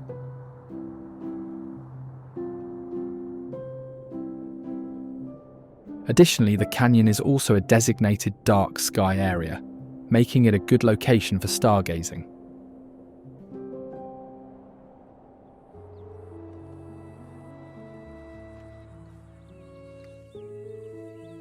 The Calico Hills are a prominent feature of the canyon, iconic for their red and white formations that are composed of Aztec sandstone, which was formed from ancient dunes.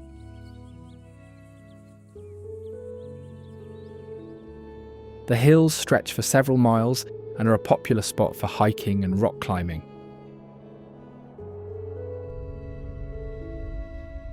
The Red Rock Scenic Drive is a 13-mile loop road that provides access to many of the canyon's key features.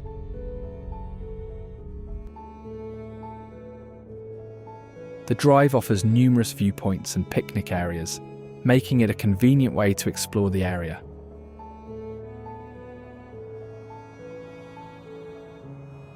The road winds through the canyon, passing by the Calico Hills, sandstone cliffs, and desert landscapes.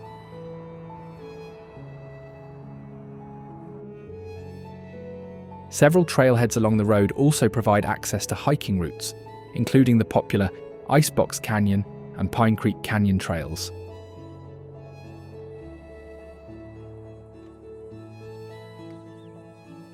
Navajo Lake, a reservoir formed by the Navajo Dam on the San Juan River, is one of the state's largest lakes, offering fishing, boating, and camping opportunities.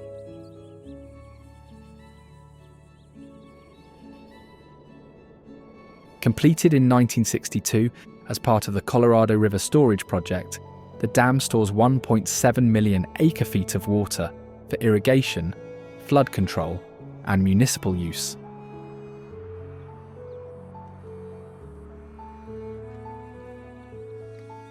Unfortunately, the lake's original 1950s construction had displaced 20 families, though they were compensated via federal grants.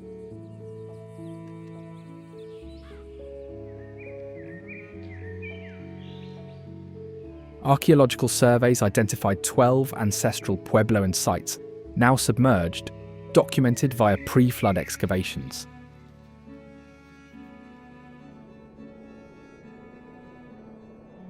Montezuma Castle is one of the best preserved examples of pre-Columbian cliff dwellings in the region, with its well-preserved cliff dwelling built high into a limestone cliff above Beaver Creek.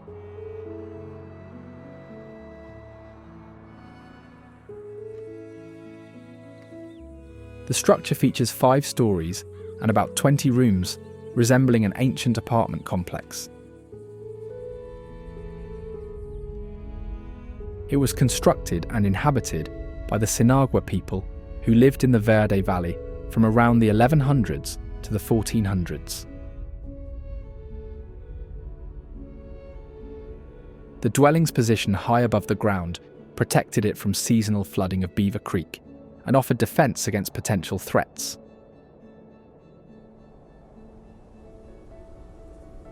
Monaghan's Sand Hills State Park is recognised for its expansive dunes of fine quartz sand, offering a unique desert-like landscape in West Texas. In fact, the Sandhills are part of an ancient seabed known as the Permian Basin, which was formed at the end of the Paleozoic era. Historically, indigenous groups used the area's water-retaining plants for survival, leaving behind grinding stones and fire pits documented in archaeological surveys.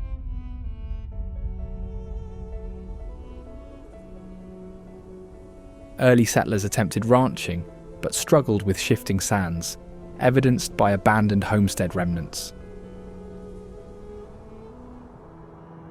The park opened to the public in 1957, preserving a small portion of a much larger dune field that extends into New Mexico.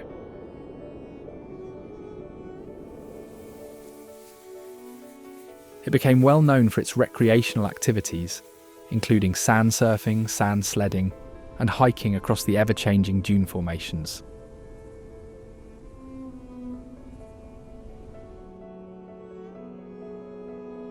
The Blythe intaglios are a group of enormous ancient geoglyphs etched into a remote desert area.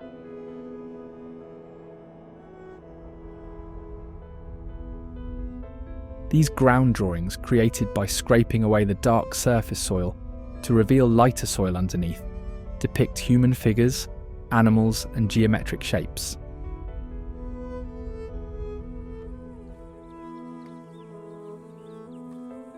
The site's most iconic drawing is of a human figure with outstretched arms.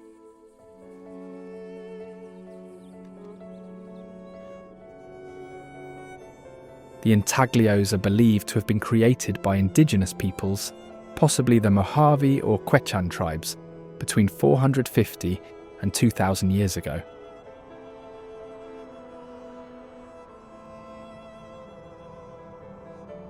Their exact purpose remains unclear, but they are thought to have had cultural, spiritual, or astronomical significance.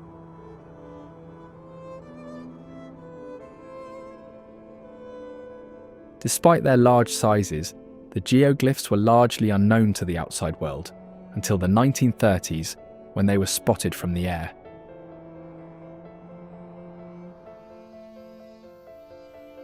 Rhyolite is a ghost town located near Death Valley that was once famously involved in the gold rush.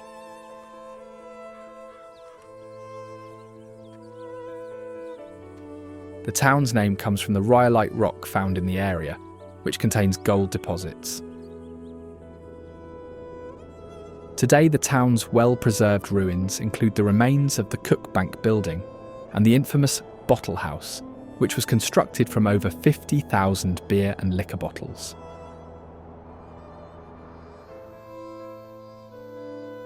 The Goldwell Open Air Museum, located near the town, features outdoor sculptures and art installations that add a modern twist to the historic site.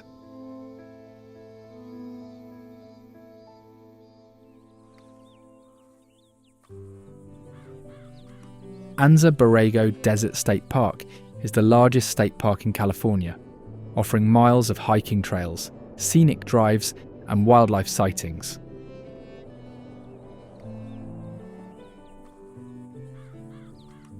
The park's name honours Spanish explorer Juan Bautista de Anza, who led expeditions through the area in the 18th century, and the Spanish word borrego, meaning bighorn sheep, a species native to the region. The area was once covered by an ancient sea, and fossils of marine animals, mammoths, and saber-toothed cats have been found in the park's badlands.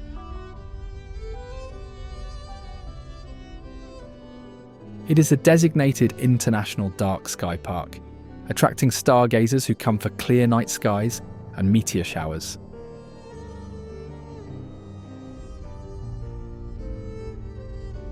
Visitors come for hiking, camping, off-roading, and exploring the park's unique geology and plant life.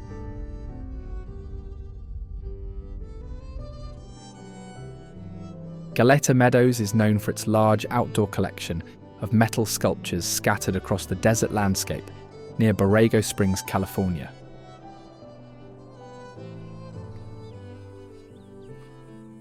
These sculptures, created by artist Ricardo Breceda, feature prehistoric animals, historical figures, and imaginative creatures, turning the open desert into an open-air gallery.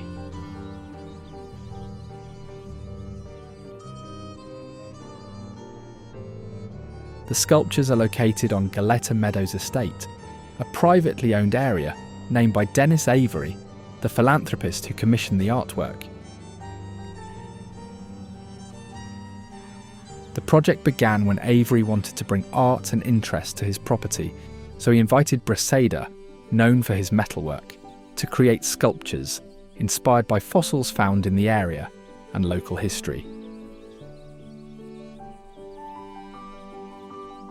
The collection includes more than 130 sculptures, made from welded steel and designed to withstand the harsh desert conditions.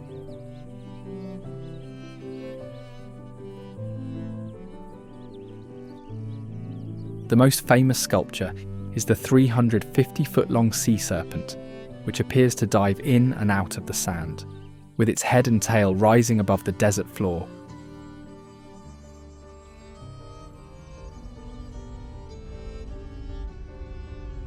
Carrizo Badlands boasts eroded hills, deep canyons, and colourful layers of sediment that create a maze-like landscape in the southern part of Anza Borrego Desert State Park.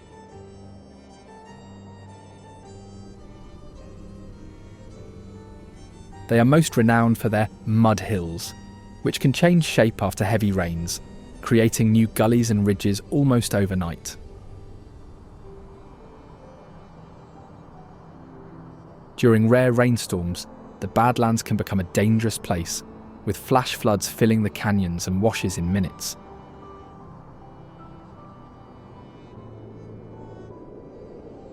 Even so, off-road drivers and mountain bikers are continuously drawn to the challenging terrain and remote trails.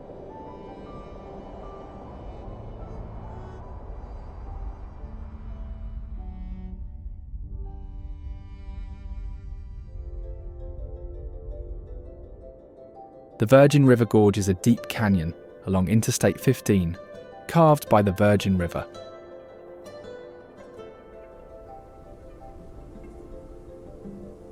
The river has shaped the landscape over millions of years, cutting through layers of limestone, sandstone, and shale to form cliffs that rise to 500 metres above the canyon floor.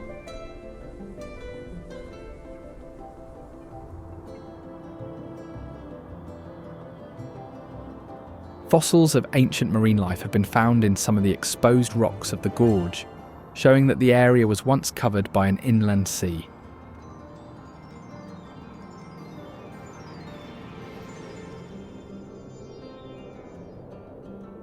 For thousands of years, indigenous groups used the gorge as a travel route, relying on the river's resources for survival.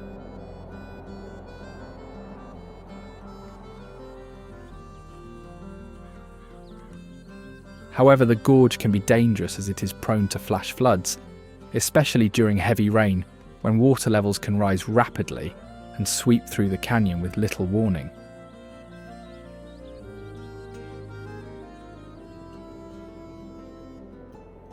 Bryce Canyon National Park covers 56 square miles and is known for its unique rock formations, high elevation plateaus, and red rock spires.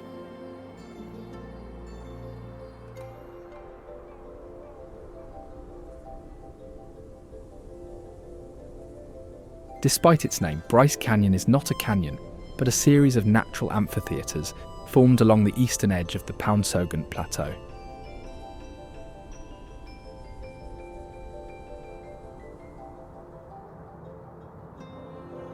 Designated as a national park in 1928, the park's elevation ranges from 6,600 to 9,100 feet, making it one of the highest national parks in the region.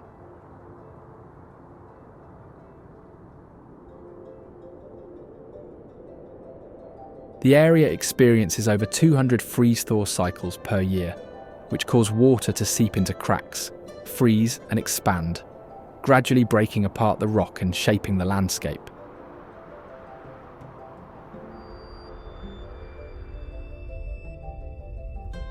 Early indigenous groups, including the Paiute people, lived in the area and passed down oral histories describing the strange rock formations as legend people turned to stone by the trickster god Coyote.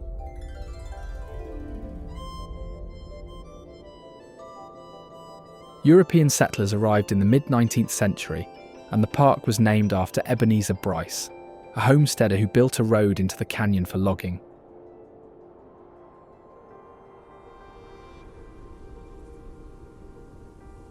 The park is notably home to thousands of hoodoos, with specific areas named according to their physical traits, such as the Cathedral, which is a cluster of towering hoodoos that resemble the spires of a Gothic church.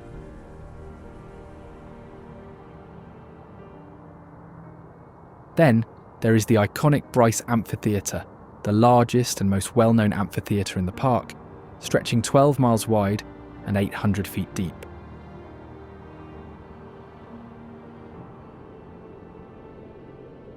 It contains the highest concentration of hoodoos in Bryce Canyon and changes colour throughout the day with orange, red and white hues.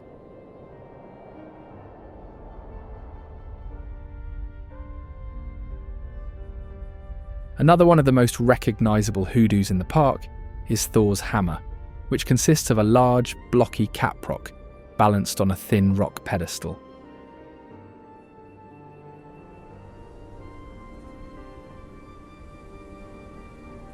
The capstone is made of a harder rock layer, while the lower portion erodes faster, creating a distinctive hammer shape.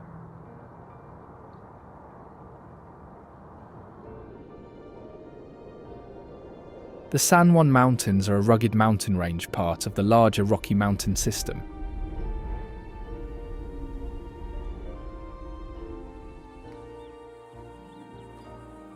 This range boasts some of the youngest volcanic peaks in the region, formed by massive eruptions over 30 million years ago.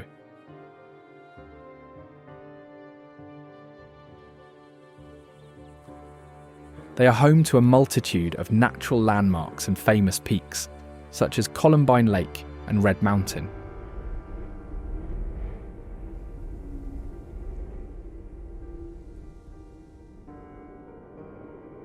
Silverton is a small town in the San Juan Mountains, home to preserved Victorian-era buildings and the famous narrow-gauge railroad that connects it to Durango.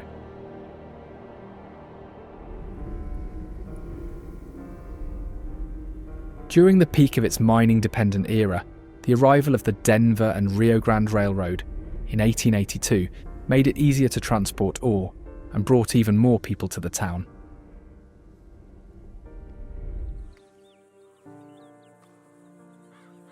Interestingly, it was built on an ancient caldera and sits at one of the highest elevations for a town in the region.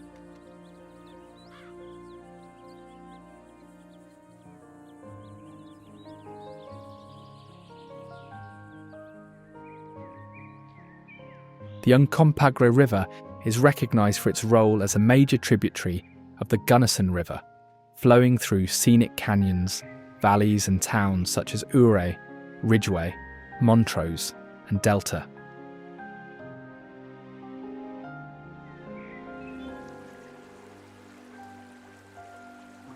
The river is valued for outdoor recreation, irrigation, and its connection to the region's mining and agricultural history.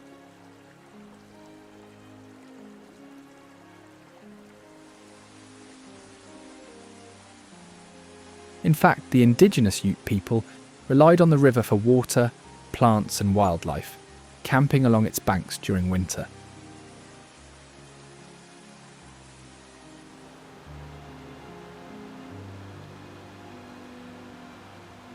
Eventually, Spanish explorers and traders crossed the region in the 1700s, and the river became a landmark for expeditions and treaties between the Ute and the Spanish.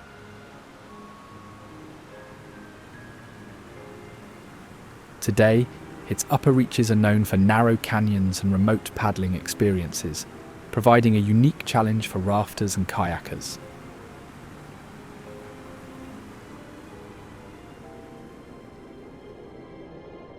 The Red Mountain stands out for its striking red and orange hues, created by the oxidation of iron in its volcanic rock.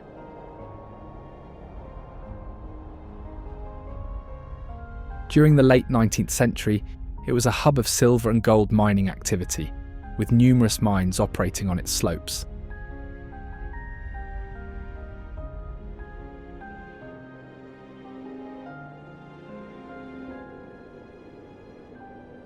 Located in the heart of the San Juan Mountains, there is the historic town of Ouray.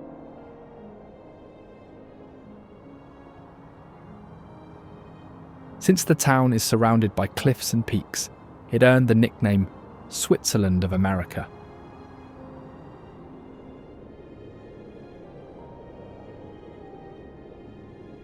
Established in the late 19th century during the silver and gold rushes, the town quickly grew into a hub for miners working in the surrounding mountains.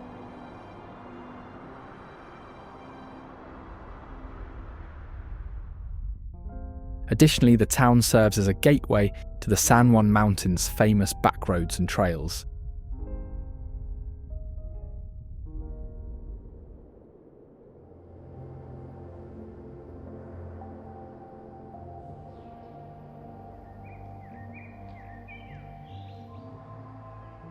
The mine is notably located along the $1 Million Highway, a winding mountain road carved through the terrain of the mountain range.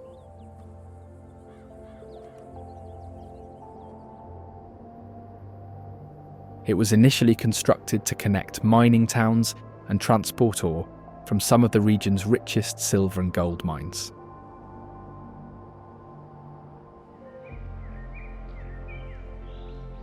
The highway's vertical grades and sharp switchbacks were engineered to navigate the challenging topography.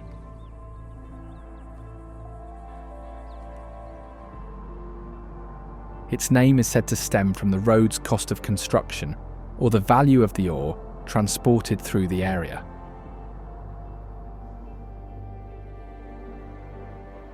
Another one of the most iconic remnants of the silver mining boom in the San Juan Mountains is the Yankee Girl mine.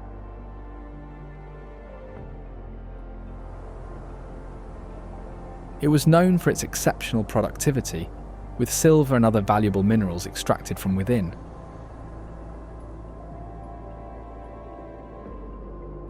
The Lavender Pit mine is a former open-pit copper mine, named after Harrison M. Lavender, a mining engineer who played a key role in developing large-scale open-pit mining operations in the area.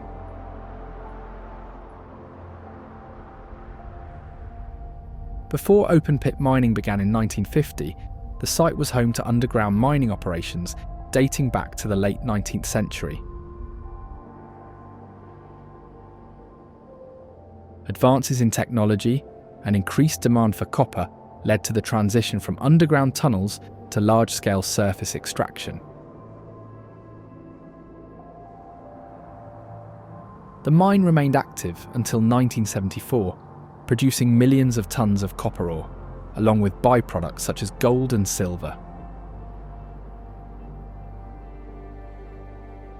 Palo Duro Canyon is the second largest canyon in the United States and is often referred to as the Grand Canyon of Texas due to its size and impressive geological formations.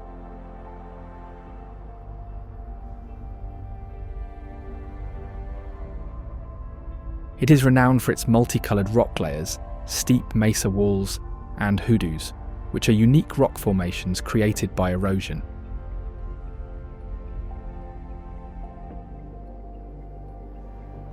The name Palo Duro, meaning hardwood in Spanish, was given by early explorers because of the abundance of mesquite and juniper trees in the canyon.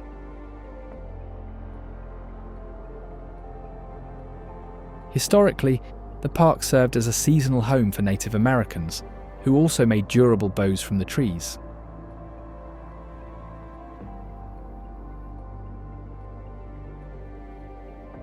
In 1874, Colonel Ranald S. Mackenzie led a military expedition that forced Native Americans out of the canyon during the Red River War, marking a turning point in regional control. Its infrastructure was later built by a Depression-era workforce, utilizing local materials.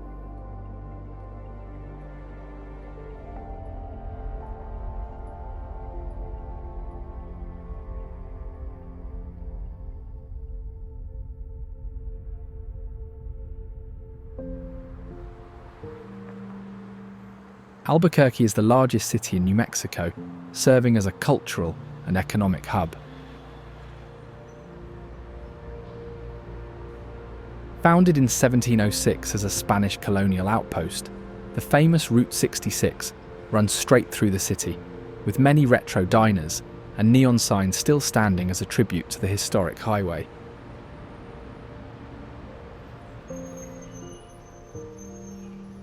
It is most well known in pop culture for being the main filming site for the hit TV series Breaking Bad, with many locations from the show being open for visitation, including Walter White's house.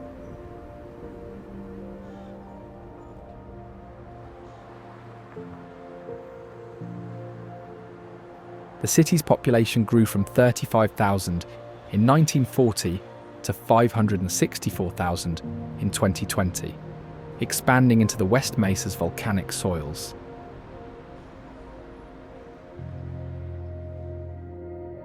Launched in 1972, the Albuquerque International Balloon Fiesta is the world's largest hot air balloon festival.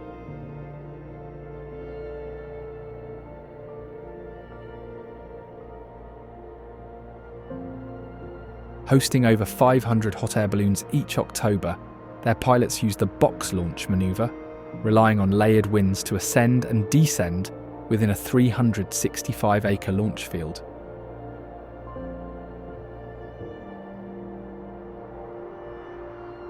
Dawn patrol balloons lift off at 5:45 a.m., illuminated by propane burners.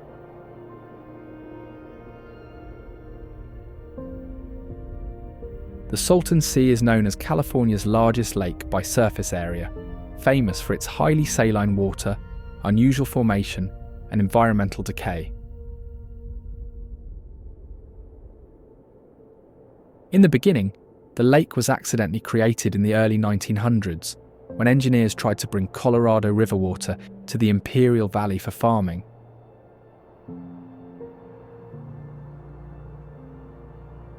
A breach in the irrigation canal system allowed the river to flood the Salton Sink for nearly 2 years, creating the present-day lake.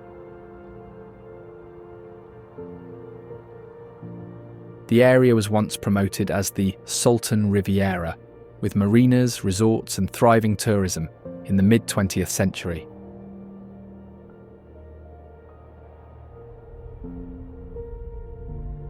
Unfortunately, it now suffers from strenuous ecological challenges and abandoned shoreline communities. This is due to the lake being much saltier than the ocean because of constant evaporation and lack of outflow, which contributed to massive fish die-offs and bird mortality events in recent decades.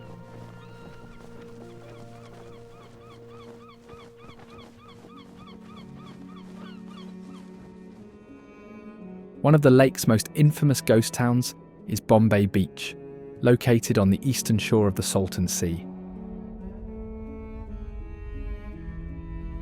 Once a popular resort destination, it is now home to its decaying buildings, outsider art installations, and offbeat community spirit.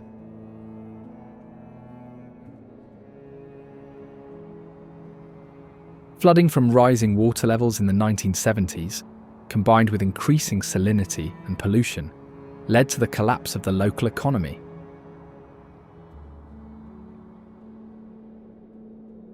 Today, the population is a fraction of its heyday, with many houses being abandoned or partially buried in mud and salt, while others have been transformed into art pieces or quirky homes by new residents.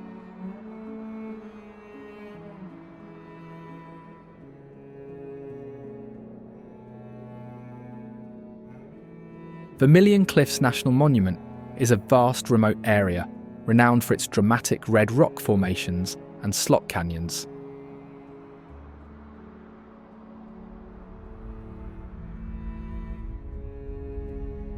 The National Monument is also known for its role in wildlife conservation, as the area is part of a program to reintroduce one of the world's most endangered birds back into the wild.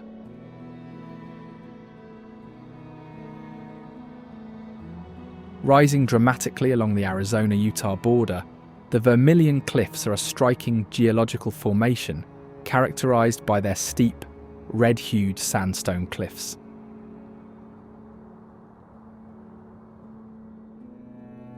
Iconic for their vibrant red and orange colours, they rise up to 900 metres above the surrounding landscape.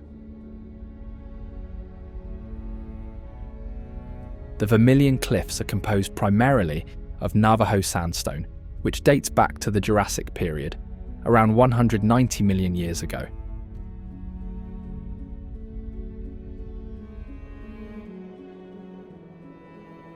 Another notable feature within the monument is the White Pocket, a small, isolated area known for its intricate and colourful rock patterns.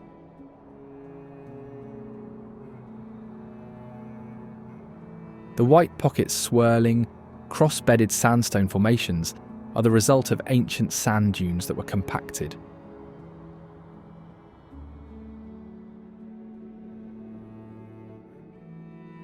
The area's white, red and pink hues create a visually striking contrast with the surrounding landscape.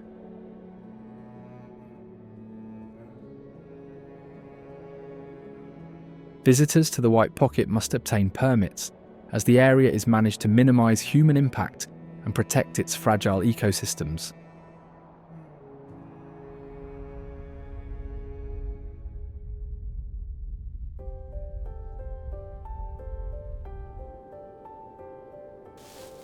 Big Bend National Park spans a massive area, which includes desert, mountains and river environments.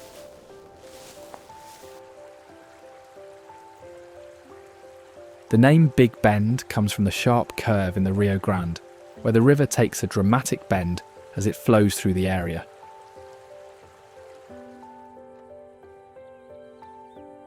The park was established in the mid-1900s, but the area has a long history of human activity, with remnants of early Native American civilizations, such as the Jornada Mogollon and later Apache groups.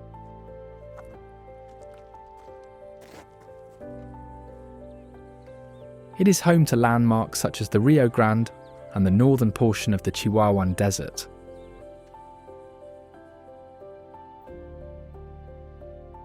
Balanced Rock is a unique geological formation located in the Grapevine Hills area of Big Bend National Park. It features a massive boulder delicately balanced atop two smaller rocks.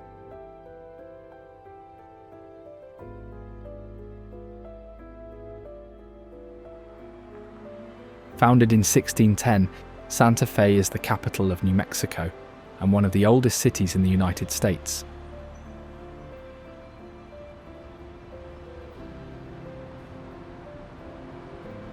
It is known for its long history, unique architecture, and strong cultural traditions.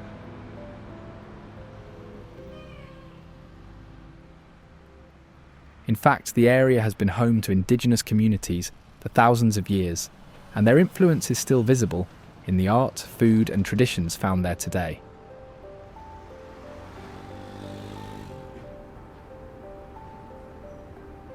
The city played a key role in trade during the 19th century, serving as the endpoint of a major trail that connected the region to other territories.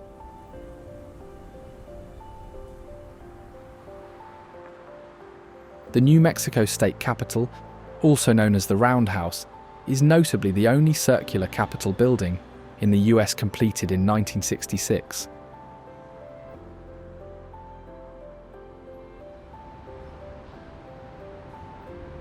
Its design incorporates territorial-style architecture, mandated by 1920s zoning laws that limit downtown buildings to 35 feet tall.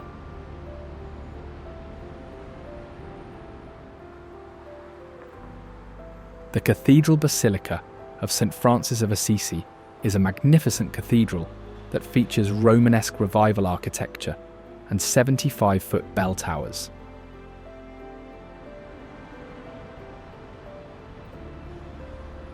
Historically, it replaced a 1714 adobe church destroyed during the 1680 Pueblo Revolt.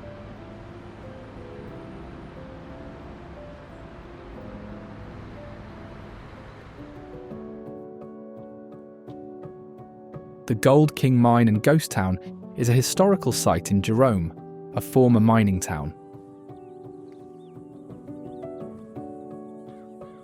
The site preserves the remnants of a mining operation that was active during the late 19th and early 20th centuries.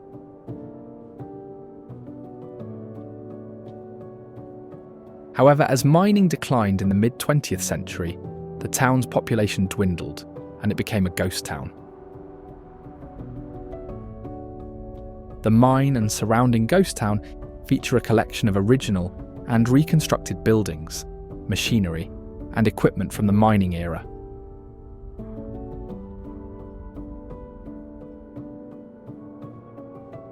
Canyonlands National Park is a vast park divided into 4 districts with dramatic canyons, mesas, and rivers. The Colorado and Green Rivers played a major role in shaping the canyons over millions of years. At one point in time, explorers, ranchers, and miners entered the area, drawn by its rugged landscape and mineral resources.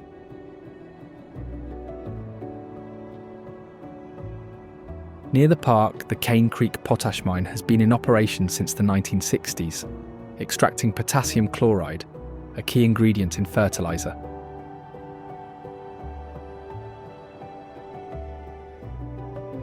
The mine uses a system of solar evaporation ponds which creates striking blue pools against the surrounding red rock terrain.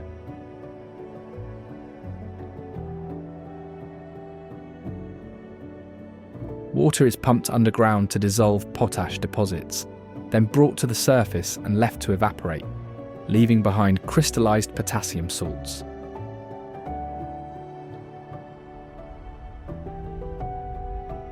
The bright blue colour comes from a dye added to speed up evaporation.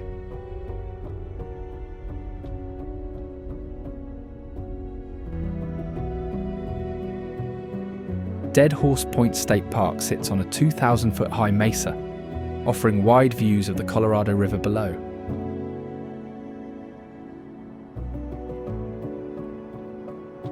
According to local accounts, cowboys once used the area to corral wild mustangs, blocking off the narrow neck of the mesa with wooden fencing.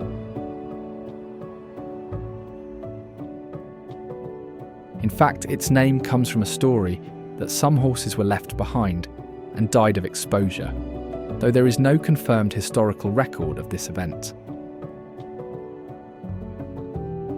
The area is also designated as an international dark sky park, meaning it has minimal light pollution and is a perfect place to stargaze.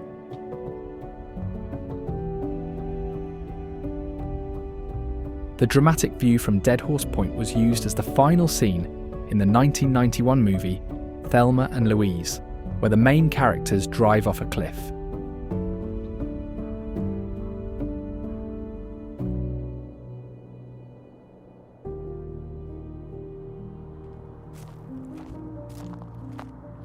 Within the forest stands the Gila Cliff Dwellings National Monument, which preserves ancient Mogollon cliff dwellings from the 13th century.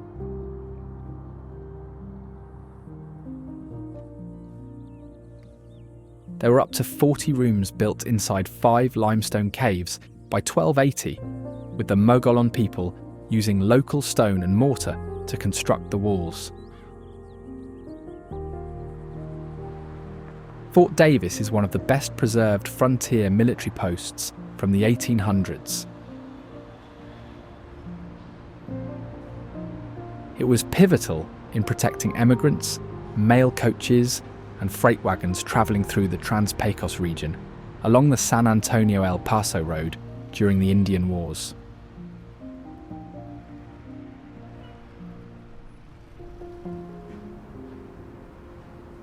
Strategically located near Limpia Creek in a box canyon surrounded by the Davis Mountains, the site provided ample access to wood, water, and grass for soldiers and their horses.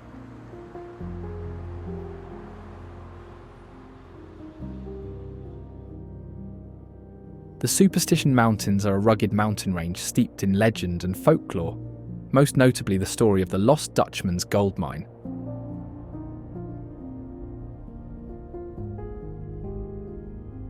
According to the tale, a German immigrant named Jacob Waltz discovered a rich gold mine in the 19th century, but its location remains a mystery.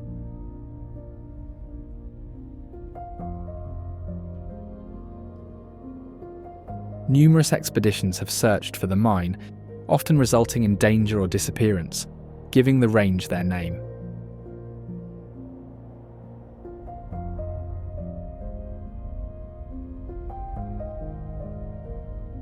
The area is also known for its rugged terrain, including steep canyons and dry washes that fill with water during seasonal rains.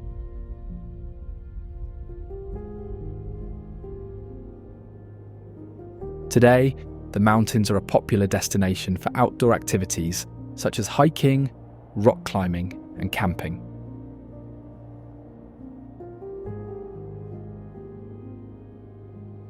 The Superstition Wilderness Area, established in 1939, protects much of the range to preserve its natural and cultural resources.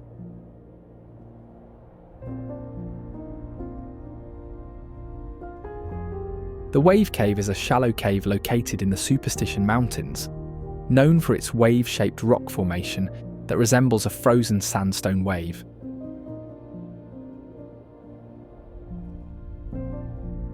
The wave-like structure is the result of differential weathering, where softer rock layers erode faster than harder layers, creating a curved overhang.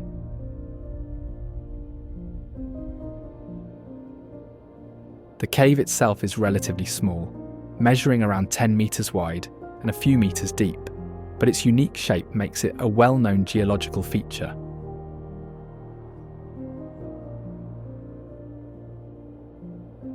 The cave sits at an elevation of approximately 975 metres, requiring a 4-kilometre round-trip hike with a steep ascent.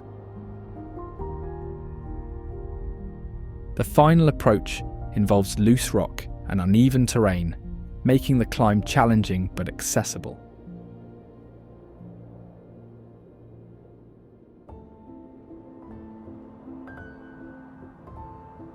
Petrified Forest National Park is known for its large deposits of fossilised trees, ancient rock formations, and preserved archaeological sites.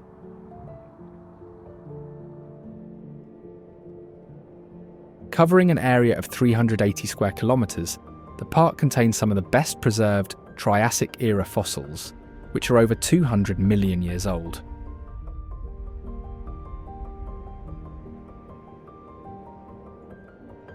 Fossilised remains of prehistoric plants, amphibians, and early reptiles have been discovered in the park, giving insight into the ecosystems that existed long before dinosaurs dominated the planet.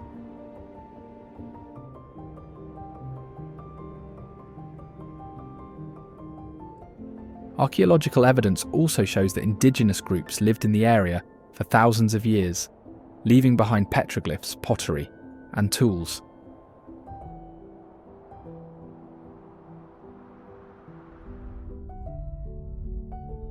The surreal landscape notably consists of petrified wood and colourful badlands.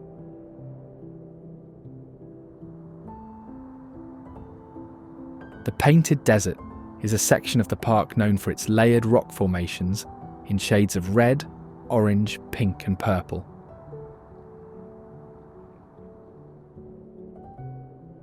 These colours come from iron and manganese oxides within the rock layers.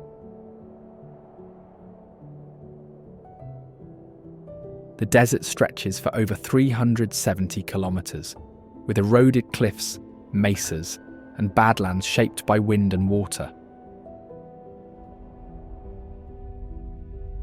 The landscape changes throughout the day as sunlight affects how the colours appear. The oldest layers contain fossils of ferns, early conifers, and prehistoric animals, providing evidence of how the environment has shifted over time.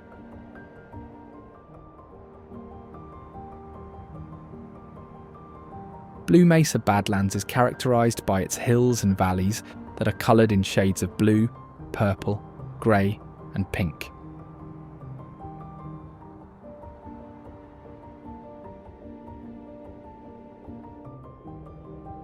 The area stands out within Petrified Forest National Park for its unusual blue tones, which come from bentonite clay in the soil.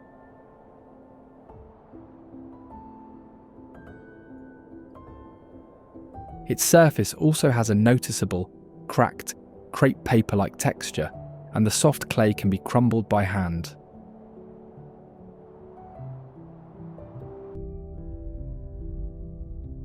Flash floods frequently reshape the landscape, exposing new pockets of petrified wood and fossils after every major rain.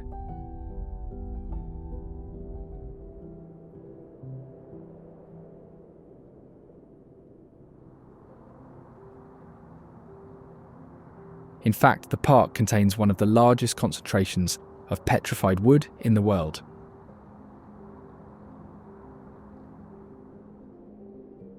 The fossilised logs were once towering conifer trees that lived during the late Triassic period.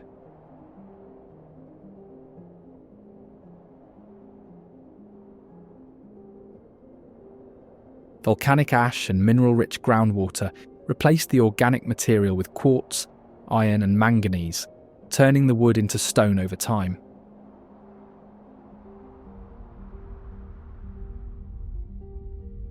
The petrified logs are found in various colours, including red, yellow, blue and purple, due to the different minerals present during fossilisation.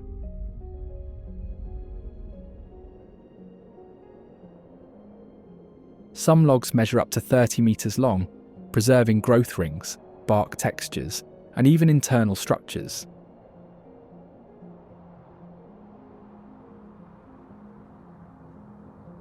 Scientists study the fossilised wood to understand past climates, tree species, and environmental conditions that existed when the area was part of a humid, subtropical forest.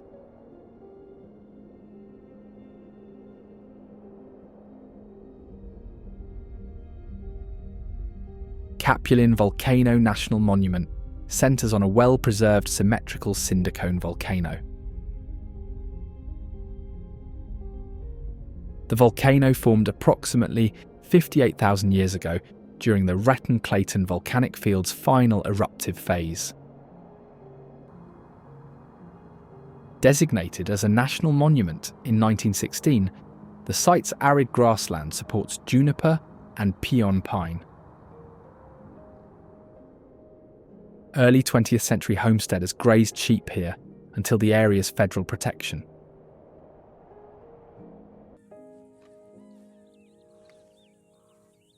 Biosphere 2 is a large, glass-enclosed research facility in Oracle, Arizona, designed to simulate Earth's ecosystems under controlled conditions.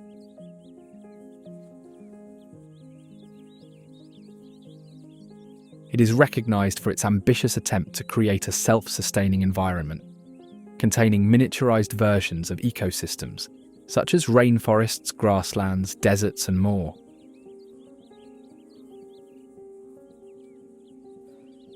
The structure contains over 7 million cubic feet of sealed glass and steel, making it the world's largest closed ecological system.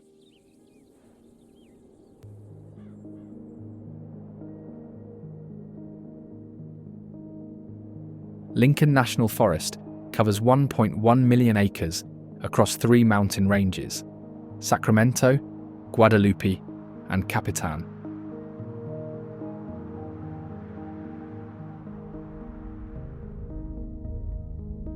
It is most notable for serving as the birthplace of Smokey Bear, an American campaign and advertising mascot of the US Forest Service in the wildfire prevention campaign.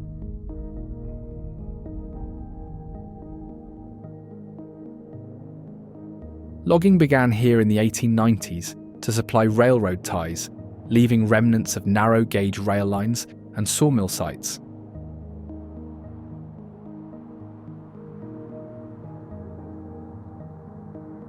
The Sierra Blanca Range is a volcanic mountain range that features the state's highest peak outside the Sangre de Cristo Mountains.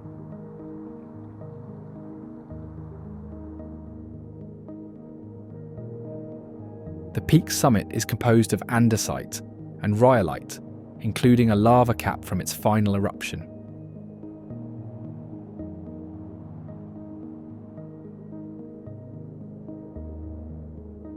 Permian-era limestone near its base contains fossils of marine organisms from an inland sea.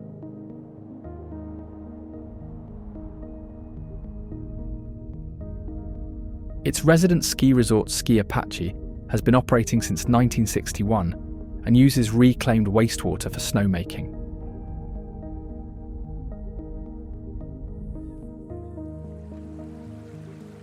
Pagosa Hot Springs is home to one of the deepest geothermal hot springs in the world, known as the Mother Spring, which has a recorded depth of over 305 metres.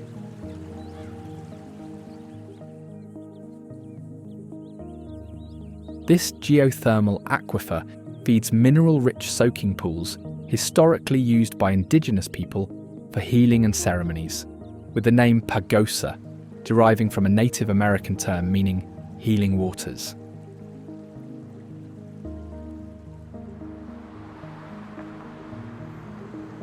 Other than its hot springs, the town is also known for its annual event called the Pagosa Color Fest.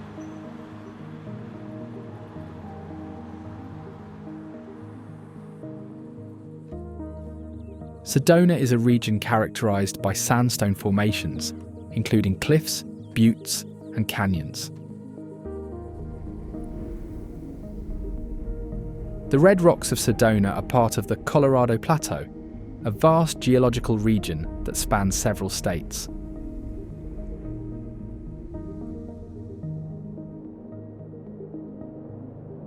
The region was named after Sedona Arabella Miller Schneebly, the wife of Theodore Carlton Schneebly, who was one of the early settlers in the area.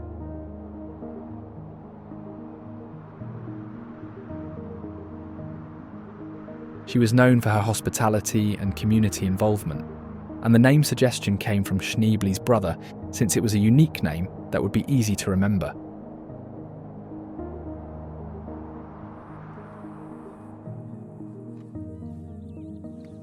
It is also well associated with spiritual and wellness practice, often cited as having energy vortexes, which are believed to be centres of spiritual power.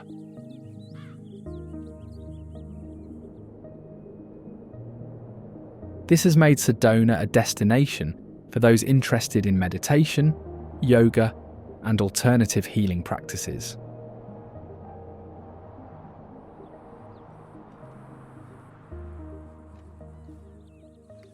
The Chapel of the Holy Cross was completed in 1956, designed to be built directly into the red rock formations of Sedona.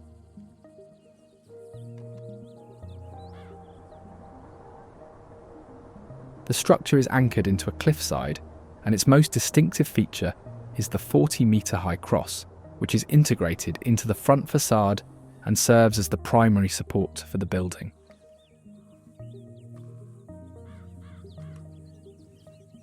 The chapel was commissioned by Marguerite Brunswick Stord, who originally planned to build a similar structure in Europe, but relocated the project to the Red Rock region.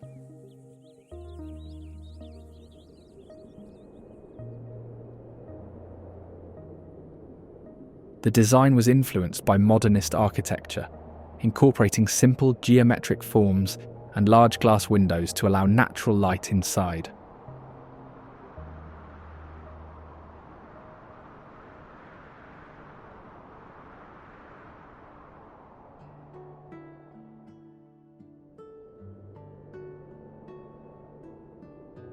Red Rock State Park covers about 115 hectares, consisting of canyons, mesas, and riparian areas along Oak Creek.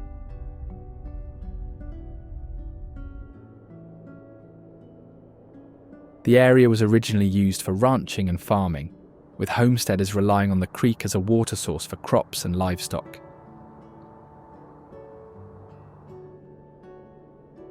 The land was owned by Jack Fry, a former president of Trans World Airlines TWA, who planned to build a luxury retreat in the area.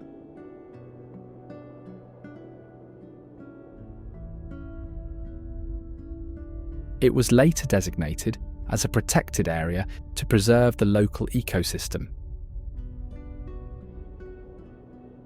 Since water sources are scarce in the desert, the park maintains man-made ponds to provide water for animals and support plant life. To also preserve dark sky conditions, the park has strict regulations on artificial lighting, making it a good location for stargazing and astronomy events.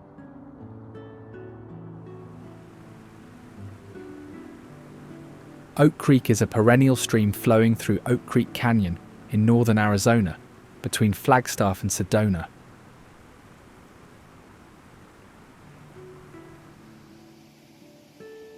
The creek is a rare year-round water source in the high desert, supporting riparian habitats and attracting visitors looking for outdoor recreation.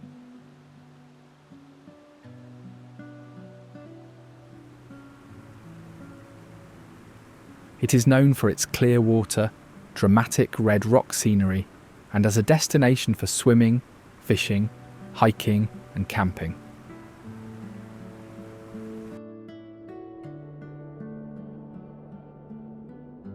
Cathedral Rock is a sandstone formation with steep vertical spires, reaching an elevation of 1,500 metres.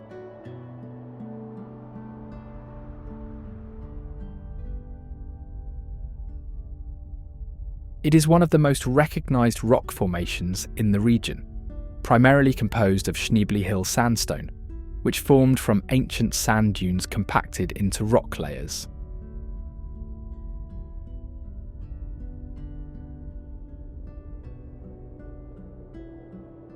Early settlers referred to the formation as Court Rock, but the name Cathedral Rock was chosen due to its resemblance to a church cathedral.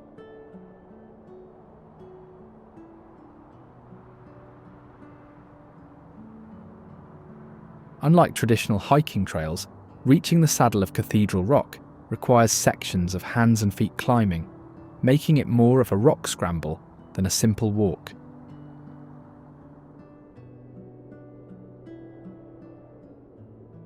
Interestingly, the scenic backdrop of Cathedral Rock has made it a frequent wedding and elopement spot.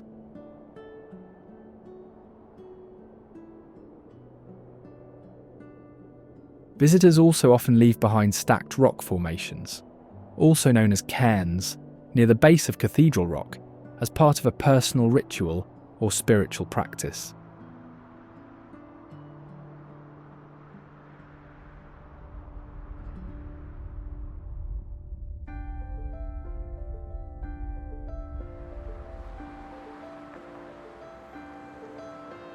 Las Vegas is a major city located in the southern part of its state, known for its entertainment, gaming, and lively nightlife.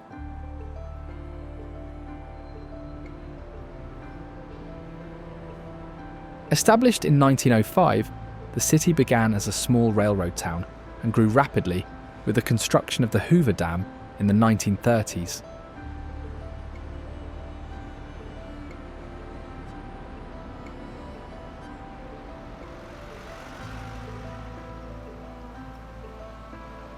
The legalization of gambling in 1931 and the development of the Las Vegas Strip in the 1940s transformed the city into a global destination for tourism and entertainment.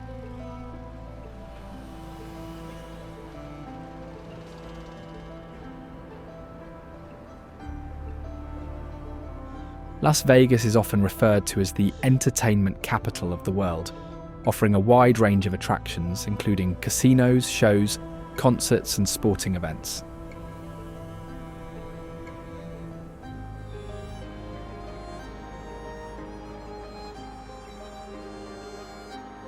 The city's economy is heavily reliant on tourism, with millions of visitors each year drawn to its unique blend of luxury, excitement and spectacle.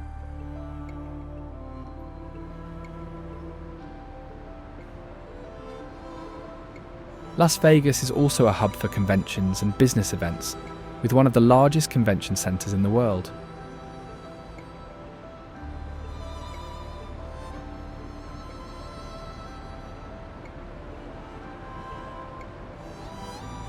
The Las Vegas Strip is a 4.2-mile stretch of South Las Vegas Boulevard.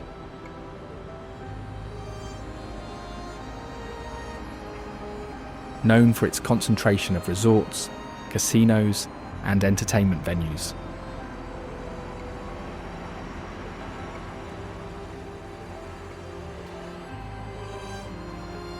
The Strip is the heart of Las Vegas's tourism industry, attracting visitors with its iconic landmarks and world-class shows.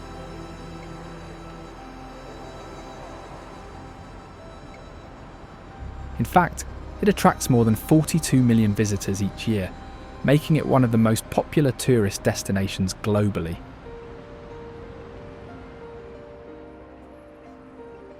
Interestingly, most of the Las Vegas Strip is technically located in the unincorporated town of Paradise, not within the city limits of Las Vegas.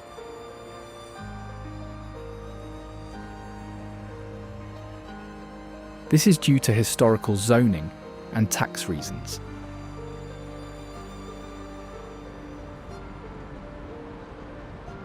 The Strip is home to some of the most famous hotels and resorts in the world, many of which feature replicas of famous landmarks. One of the most recognizable replicas on the Strip is the Eiffel Tower at the Paris Las Vegas Hotel.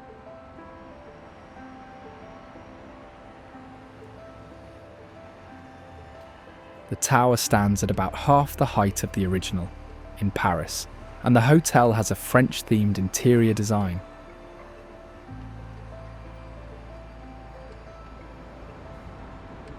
Another notable replica is the Statue of Liberty at the New York Hotel and Casino.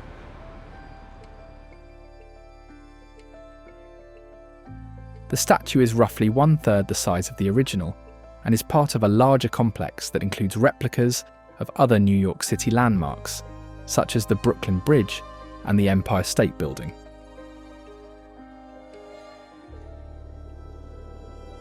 The Strat Tower, formerly known as the Stratosphere, is a prominent landmark on the northern end of the Strip. The tower is the tallest freestanding observation tower in the region, featuring an observation deck with panoramic views of Las Vegas and the surrounding desert.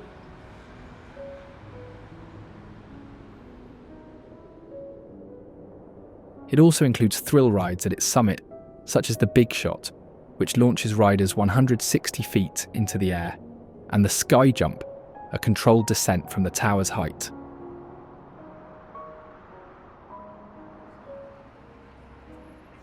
The tower's base houses a hotel, casino, and various dining options.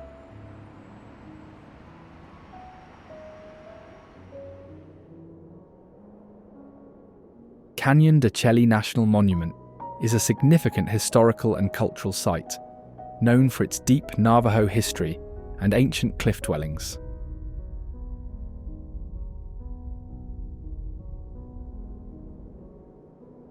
In fact, the canyon has been continuously inhabited for thousands of years by the Navajo people, with many families still living and farming within.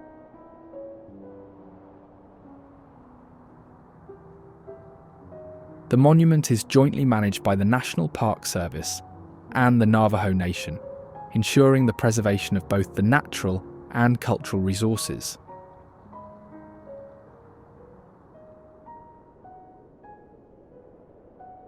One of the most iconic landmarks within Canyon de Chelly is Spider Rock, a towering sandstone spire that rises approximately 230 meters from the canyon floor.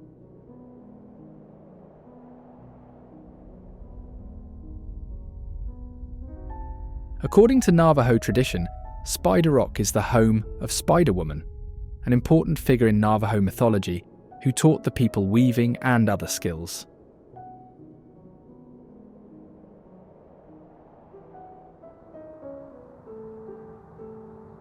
The monument is also renowned for its well-preserved archaeological sites, including numerous cliff dwellings and petroglyphs created by the ancestral Puebloans, who inhabited the area from around 1500 to 1300 years ago.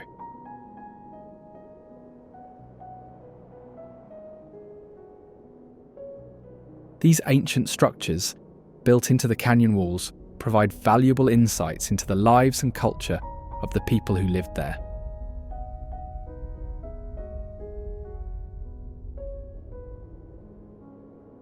The cliff dwellings include multi-room structures, storage areas, and kivas, which were used for ceremonial purposes.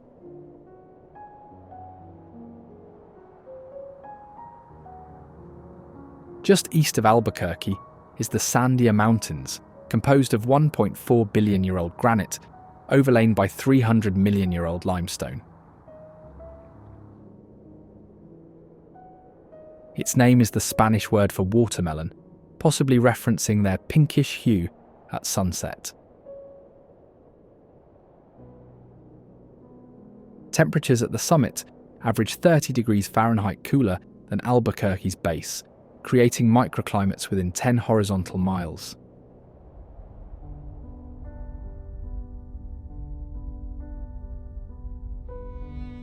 Built in 1965, the Sandia Crest Highway climbs 13.6 miles to the summit, passing through 4 climate zones.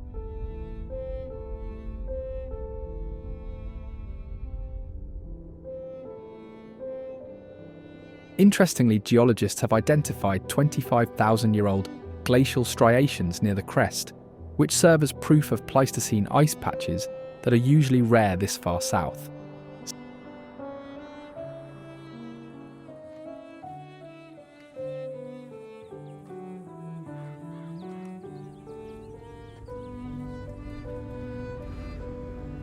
Saguaro National Park is named after its extensive forests of saguaro cacti, which serve as a symbol of the American Southwest.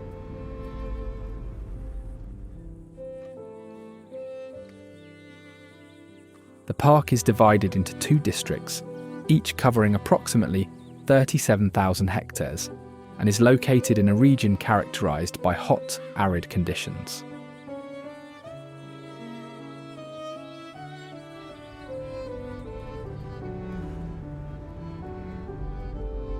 The park's ecosystems are shaped by seasonal rains, which trigger brief but intense flowering periods, transforming the desert into a colourful display of wildflowers.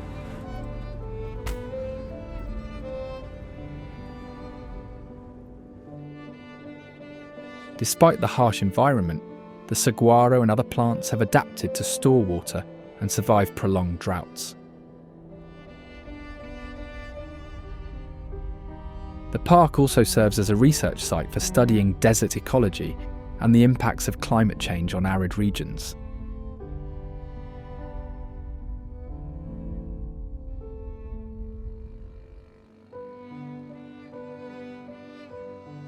The saguaro cacti are towering desert plants that can grow up to 15 meters tall and live for over 200 years.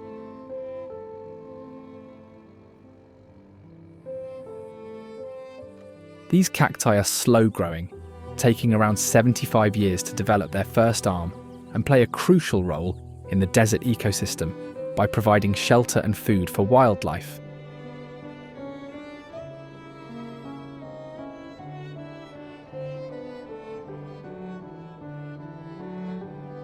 Like all cacti, they have a remarkable ability to store water, with a fully hydrated saguaro being able to hold up to 3,800 litres of water.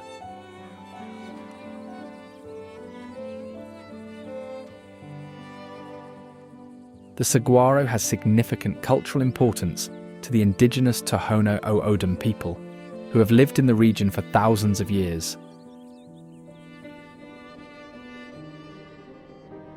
They traditionally harvest saguaro fruits to make syrup, jam, and ceremonial wine.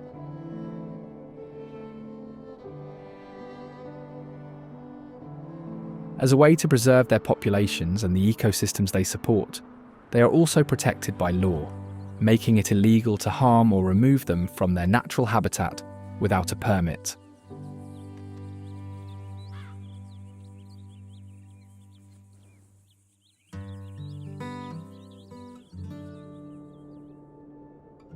The Sonoran Desert is one of the hottest and driest deserts in North America, especially known for its extreme temperature shifts, with daytime highs reaching 48 degrees Celsius in summer.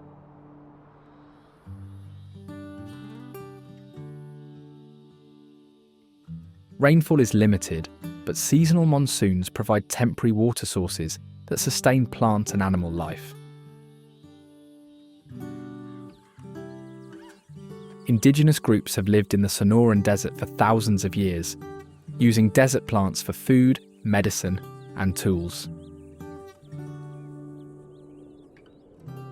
Early inhabitants also created irrigation systems to farm in areas with minimal rainfall.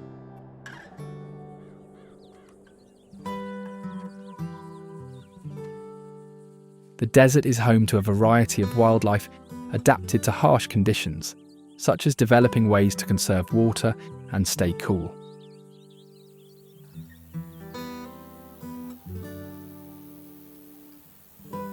Many animals are nocturnal, remaining underground or in shaded areas during the day and becoming active at night.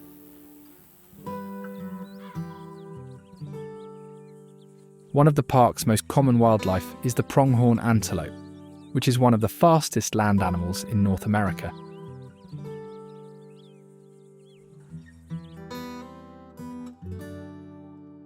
It can sustain high speeds over long distances for up to 88 kilometers per hour, making it one of the most efficient runners in open desert environments. Unlike other fast animals such as cheetahs, pronghorns rely on endurance rather than short bursts of speed to escape predators.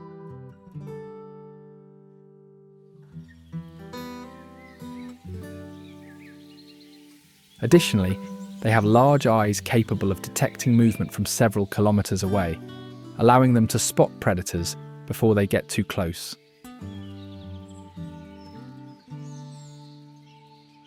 Their lightweight bodies and long limbs help them navigate through open plains and rocky terrain with ease.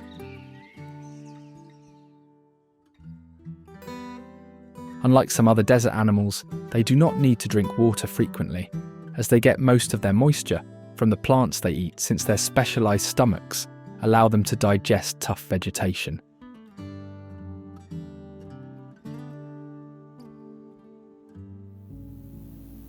One of the park's notable historical sites is the Signal Hill petroglyphs, located in the Tucson Mountain District.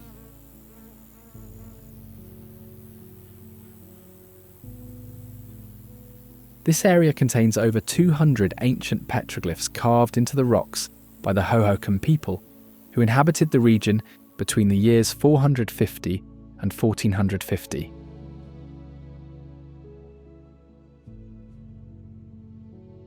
The petroglyphs depict geometric patterns, animals, and human figures, offering insights into the cultural and spiritual practices of the Hohokam. Established in 1987, El Malpais National Monument spans rugged volcanic terrain, lava flows, and caves.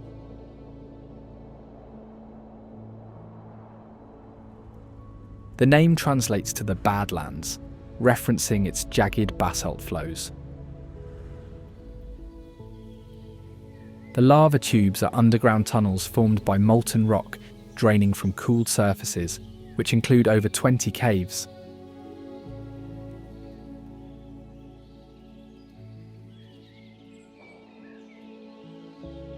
Big Skylight Cave features a 40-foot wide collapse opening. tubes maintain 40 degrees Fahrenheit year-round, with ice formations persisting into July.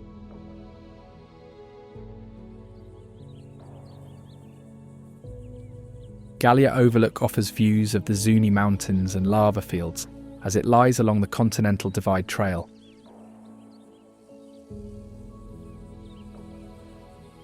Originally, Spanish expeditions in the 1500s avoided the area due to impassable terrain, but the Civilian Conservation Corps eventually developed early trails in the 1930s. Today, it has a 0.8-mile trail that climbs 200 vertical feet to the overlook. Built in the 1990s using recycled asphalt.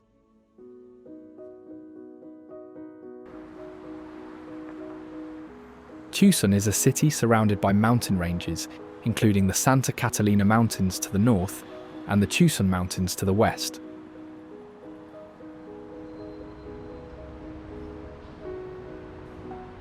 Historically, it has been inhabited for thousands of years, with the Hohokam and Tohono O'odham peoples being among the earliest known inhabitants.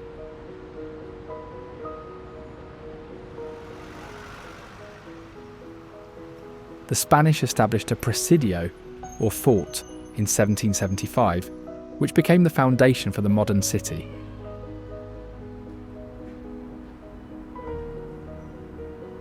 It was part of Mexico until the mid-19th century, when it became part of the United States following the Gadsden Purchase.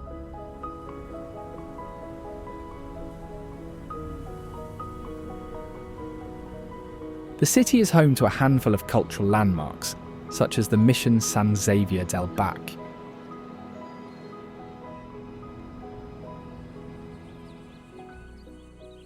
The Mission San Xavier del Bac, located about 16 kilometers south of Tucson, is one of the oldest Spanish missions in the region.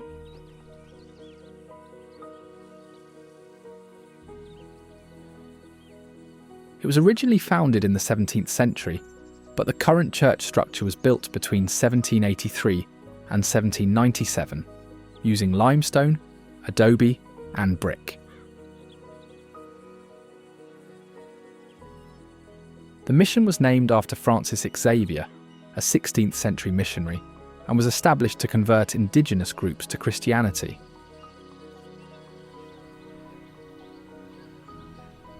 Sahuarita Lake is an artificial reservoir located in the town of Sahuarita, Arizona.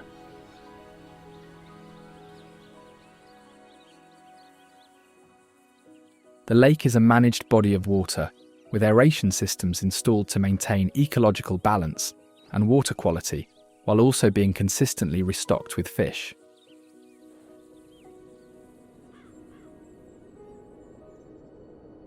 It serves as a centerpiece for Sahuarita Lake Park, providing a scenic spot for fishing, walking, and community gatherings.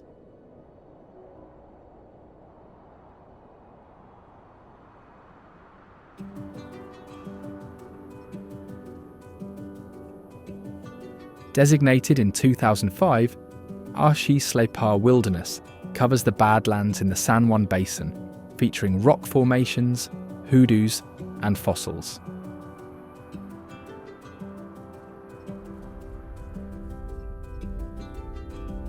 Its Navajo-derived name translates to grey salt, referencing alkali deposits in dried stream beds.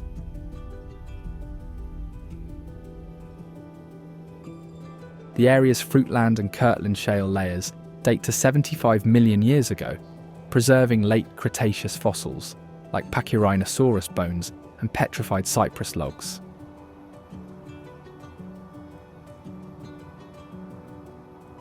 Navajo oral histories describe the area as a source of medicinal plants, though no permanent settlements existed.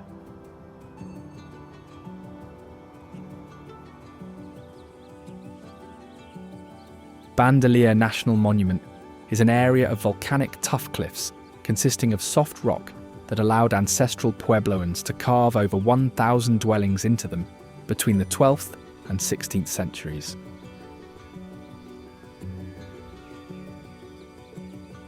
However, they were eventually abandoned, according to Spanish colonial records from the 1540s, suggesting depopulation due to drought or resource strain.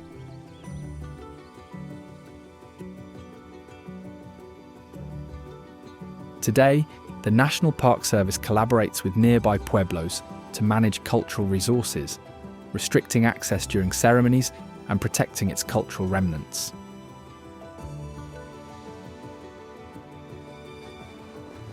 Whitewater Draw Wildlife Area covers approximately 600 hectares, consisting of wetlands, grasslands and desert scrub.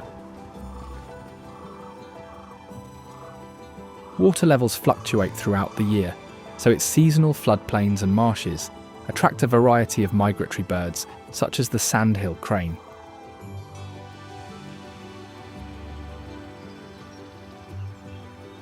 Sandhill cranes arrive at Whitewater Draw every winter, with populations exceeding 20,000 birds during peak migration.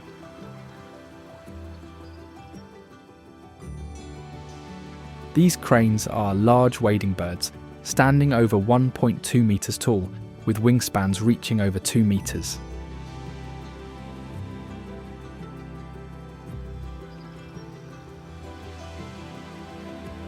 During the day, the cranes forage for seeds, grains, and small invertebrates in nearby fields and marshes.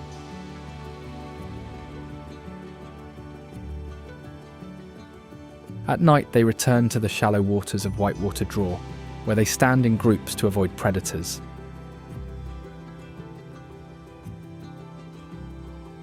They have been migrating through the region for thousands of years, guided by wind patterns and seasonal temperature shifts.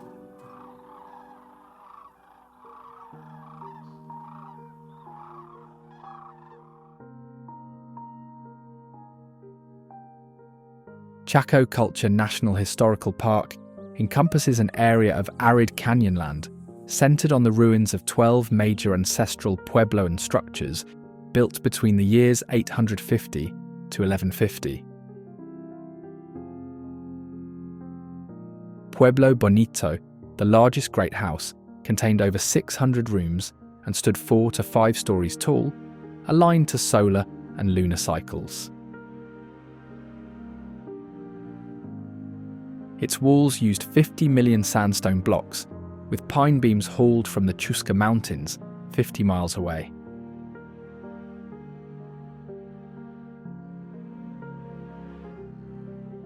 Coconino National Forest covers over 7,600 square kilometres, containing mountains, canyons, and forests of pine and aspen.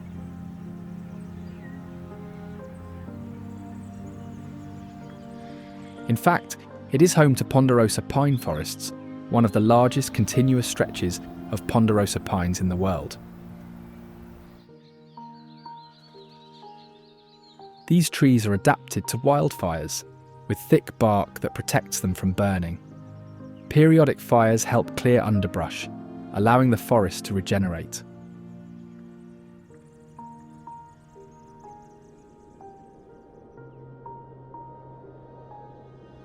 The landscape varies with elevation, ranging from lowland desert areas at 800 metres to mountain peaks, rising over 3,800 metres.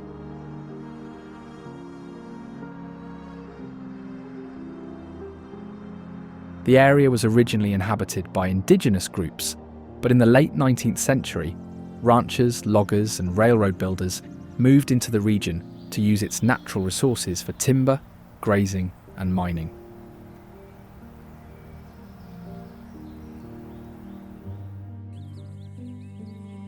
The Palatki ruins are ancient cliff dwellings built by the Sinagua people between 1,000 and 1,300 years ago.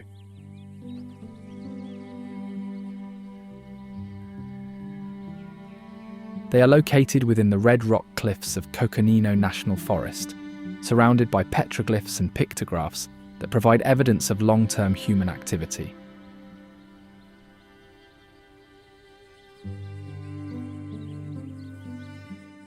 The name Palatki means red house in the Hopi language, reflecting the colour of the sandstone cliffs.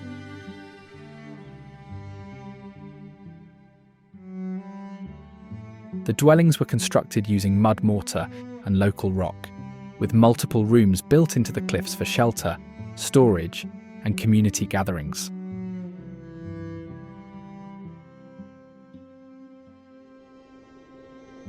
Courthouse Butte is a massive sandstone formation located in the Red Rock region of Coconino National Forest. Its name comes from its flat-topped rectangular structure, resembling a courthouse building.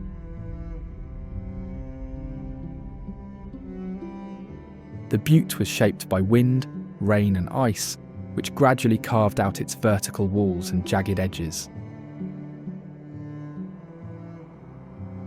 The rock layers in the butte contain fossilised marine life, showing that the region was once covered by an ancient inland sea millions of years ago.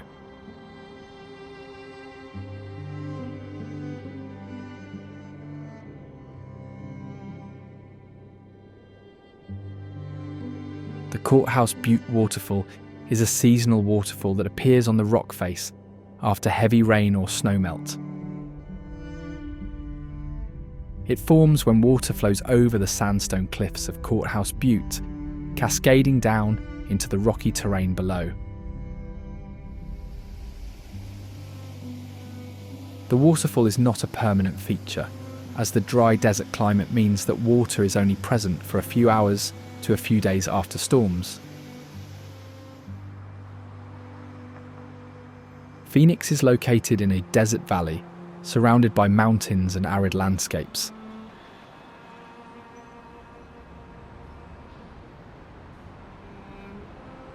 It was founded in 1868 near the Salt River, where early settlers developed irrigation systems to support farming.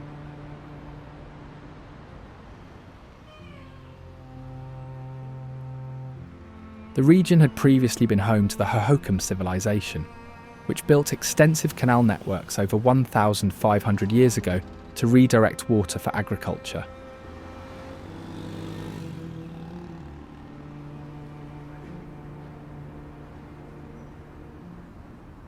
The city grew rapidly in the 20th century, driven by railroad expansion, mining and agriculture.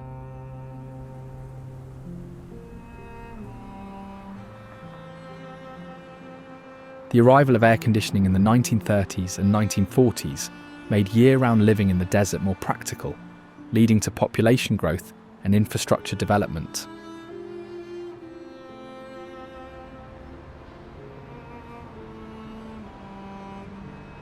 The Rosson House is a Victorian-era home built in 1895, constructed for Dr. Roland Rosson, a physician and former city official.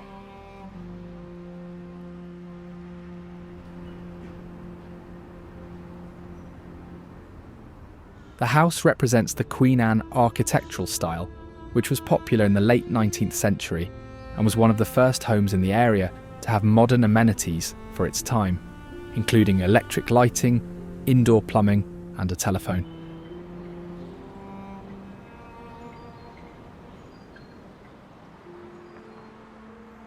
During the early 20th century, the house changed owners multiple times, but preservation efforts began in 1974, and the house was restored to its original 1895 appearance.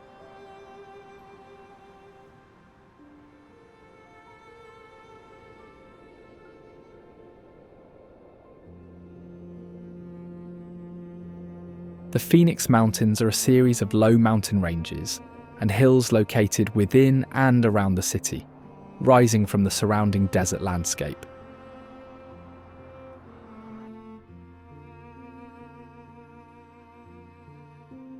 The mountains are composed primarily of granite and schist, with some areas containing volcanic rock deposits.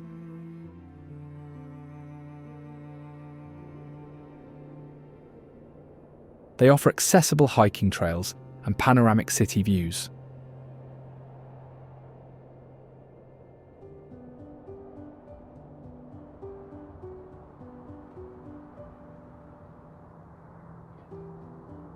The Salt River Valley is a low-lying region surrounded by mountain ranges, known for its extensive agricultural history and modern urban development. It is traversed by the Salt River, which flows for about 320 kilometers and has been a critical water source for thousands of years. Despite its arid environment, it is home to many free-roaming wild horses with a population that is estimated to be around 500 individuals.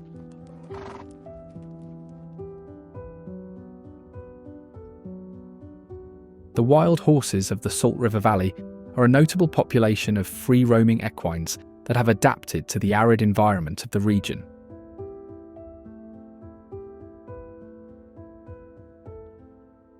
These horses are believed to descend from domesticated animals brought to the area centuries ago, possibly by explorers or settlers.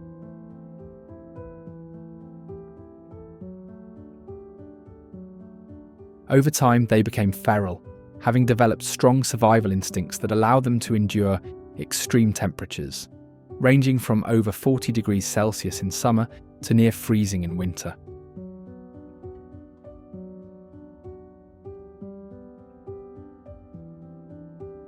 The horses live in small social groups known as bands, typically consisting of a stallion, several mares, and their offspring.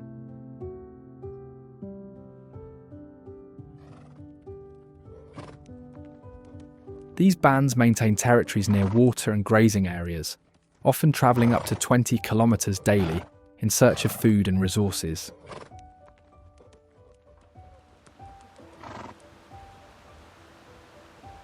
Behaviourally, the horses exhibit complex social structures, with stallions defending their bands and mares often forming close bonds with one another.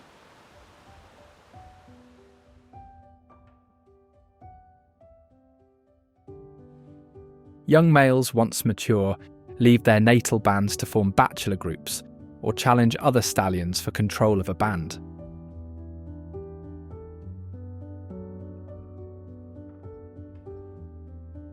This is the southwest region of the USA, a land of hidden wonders and remarkable architectural marvels. Now, if you don't want to miss the most unreal wonders of Mexico, check out this video.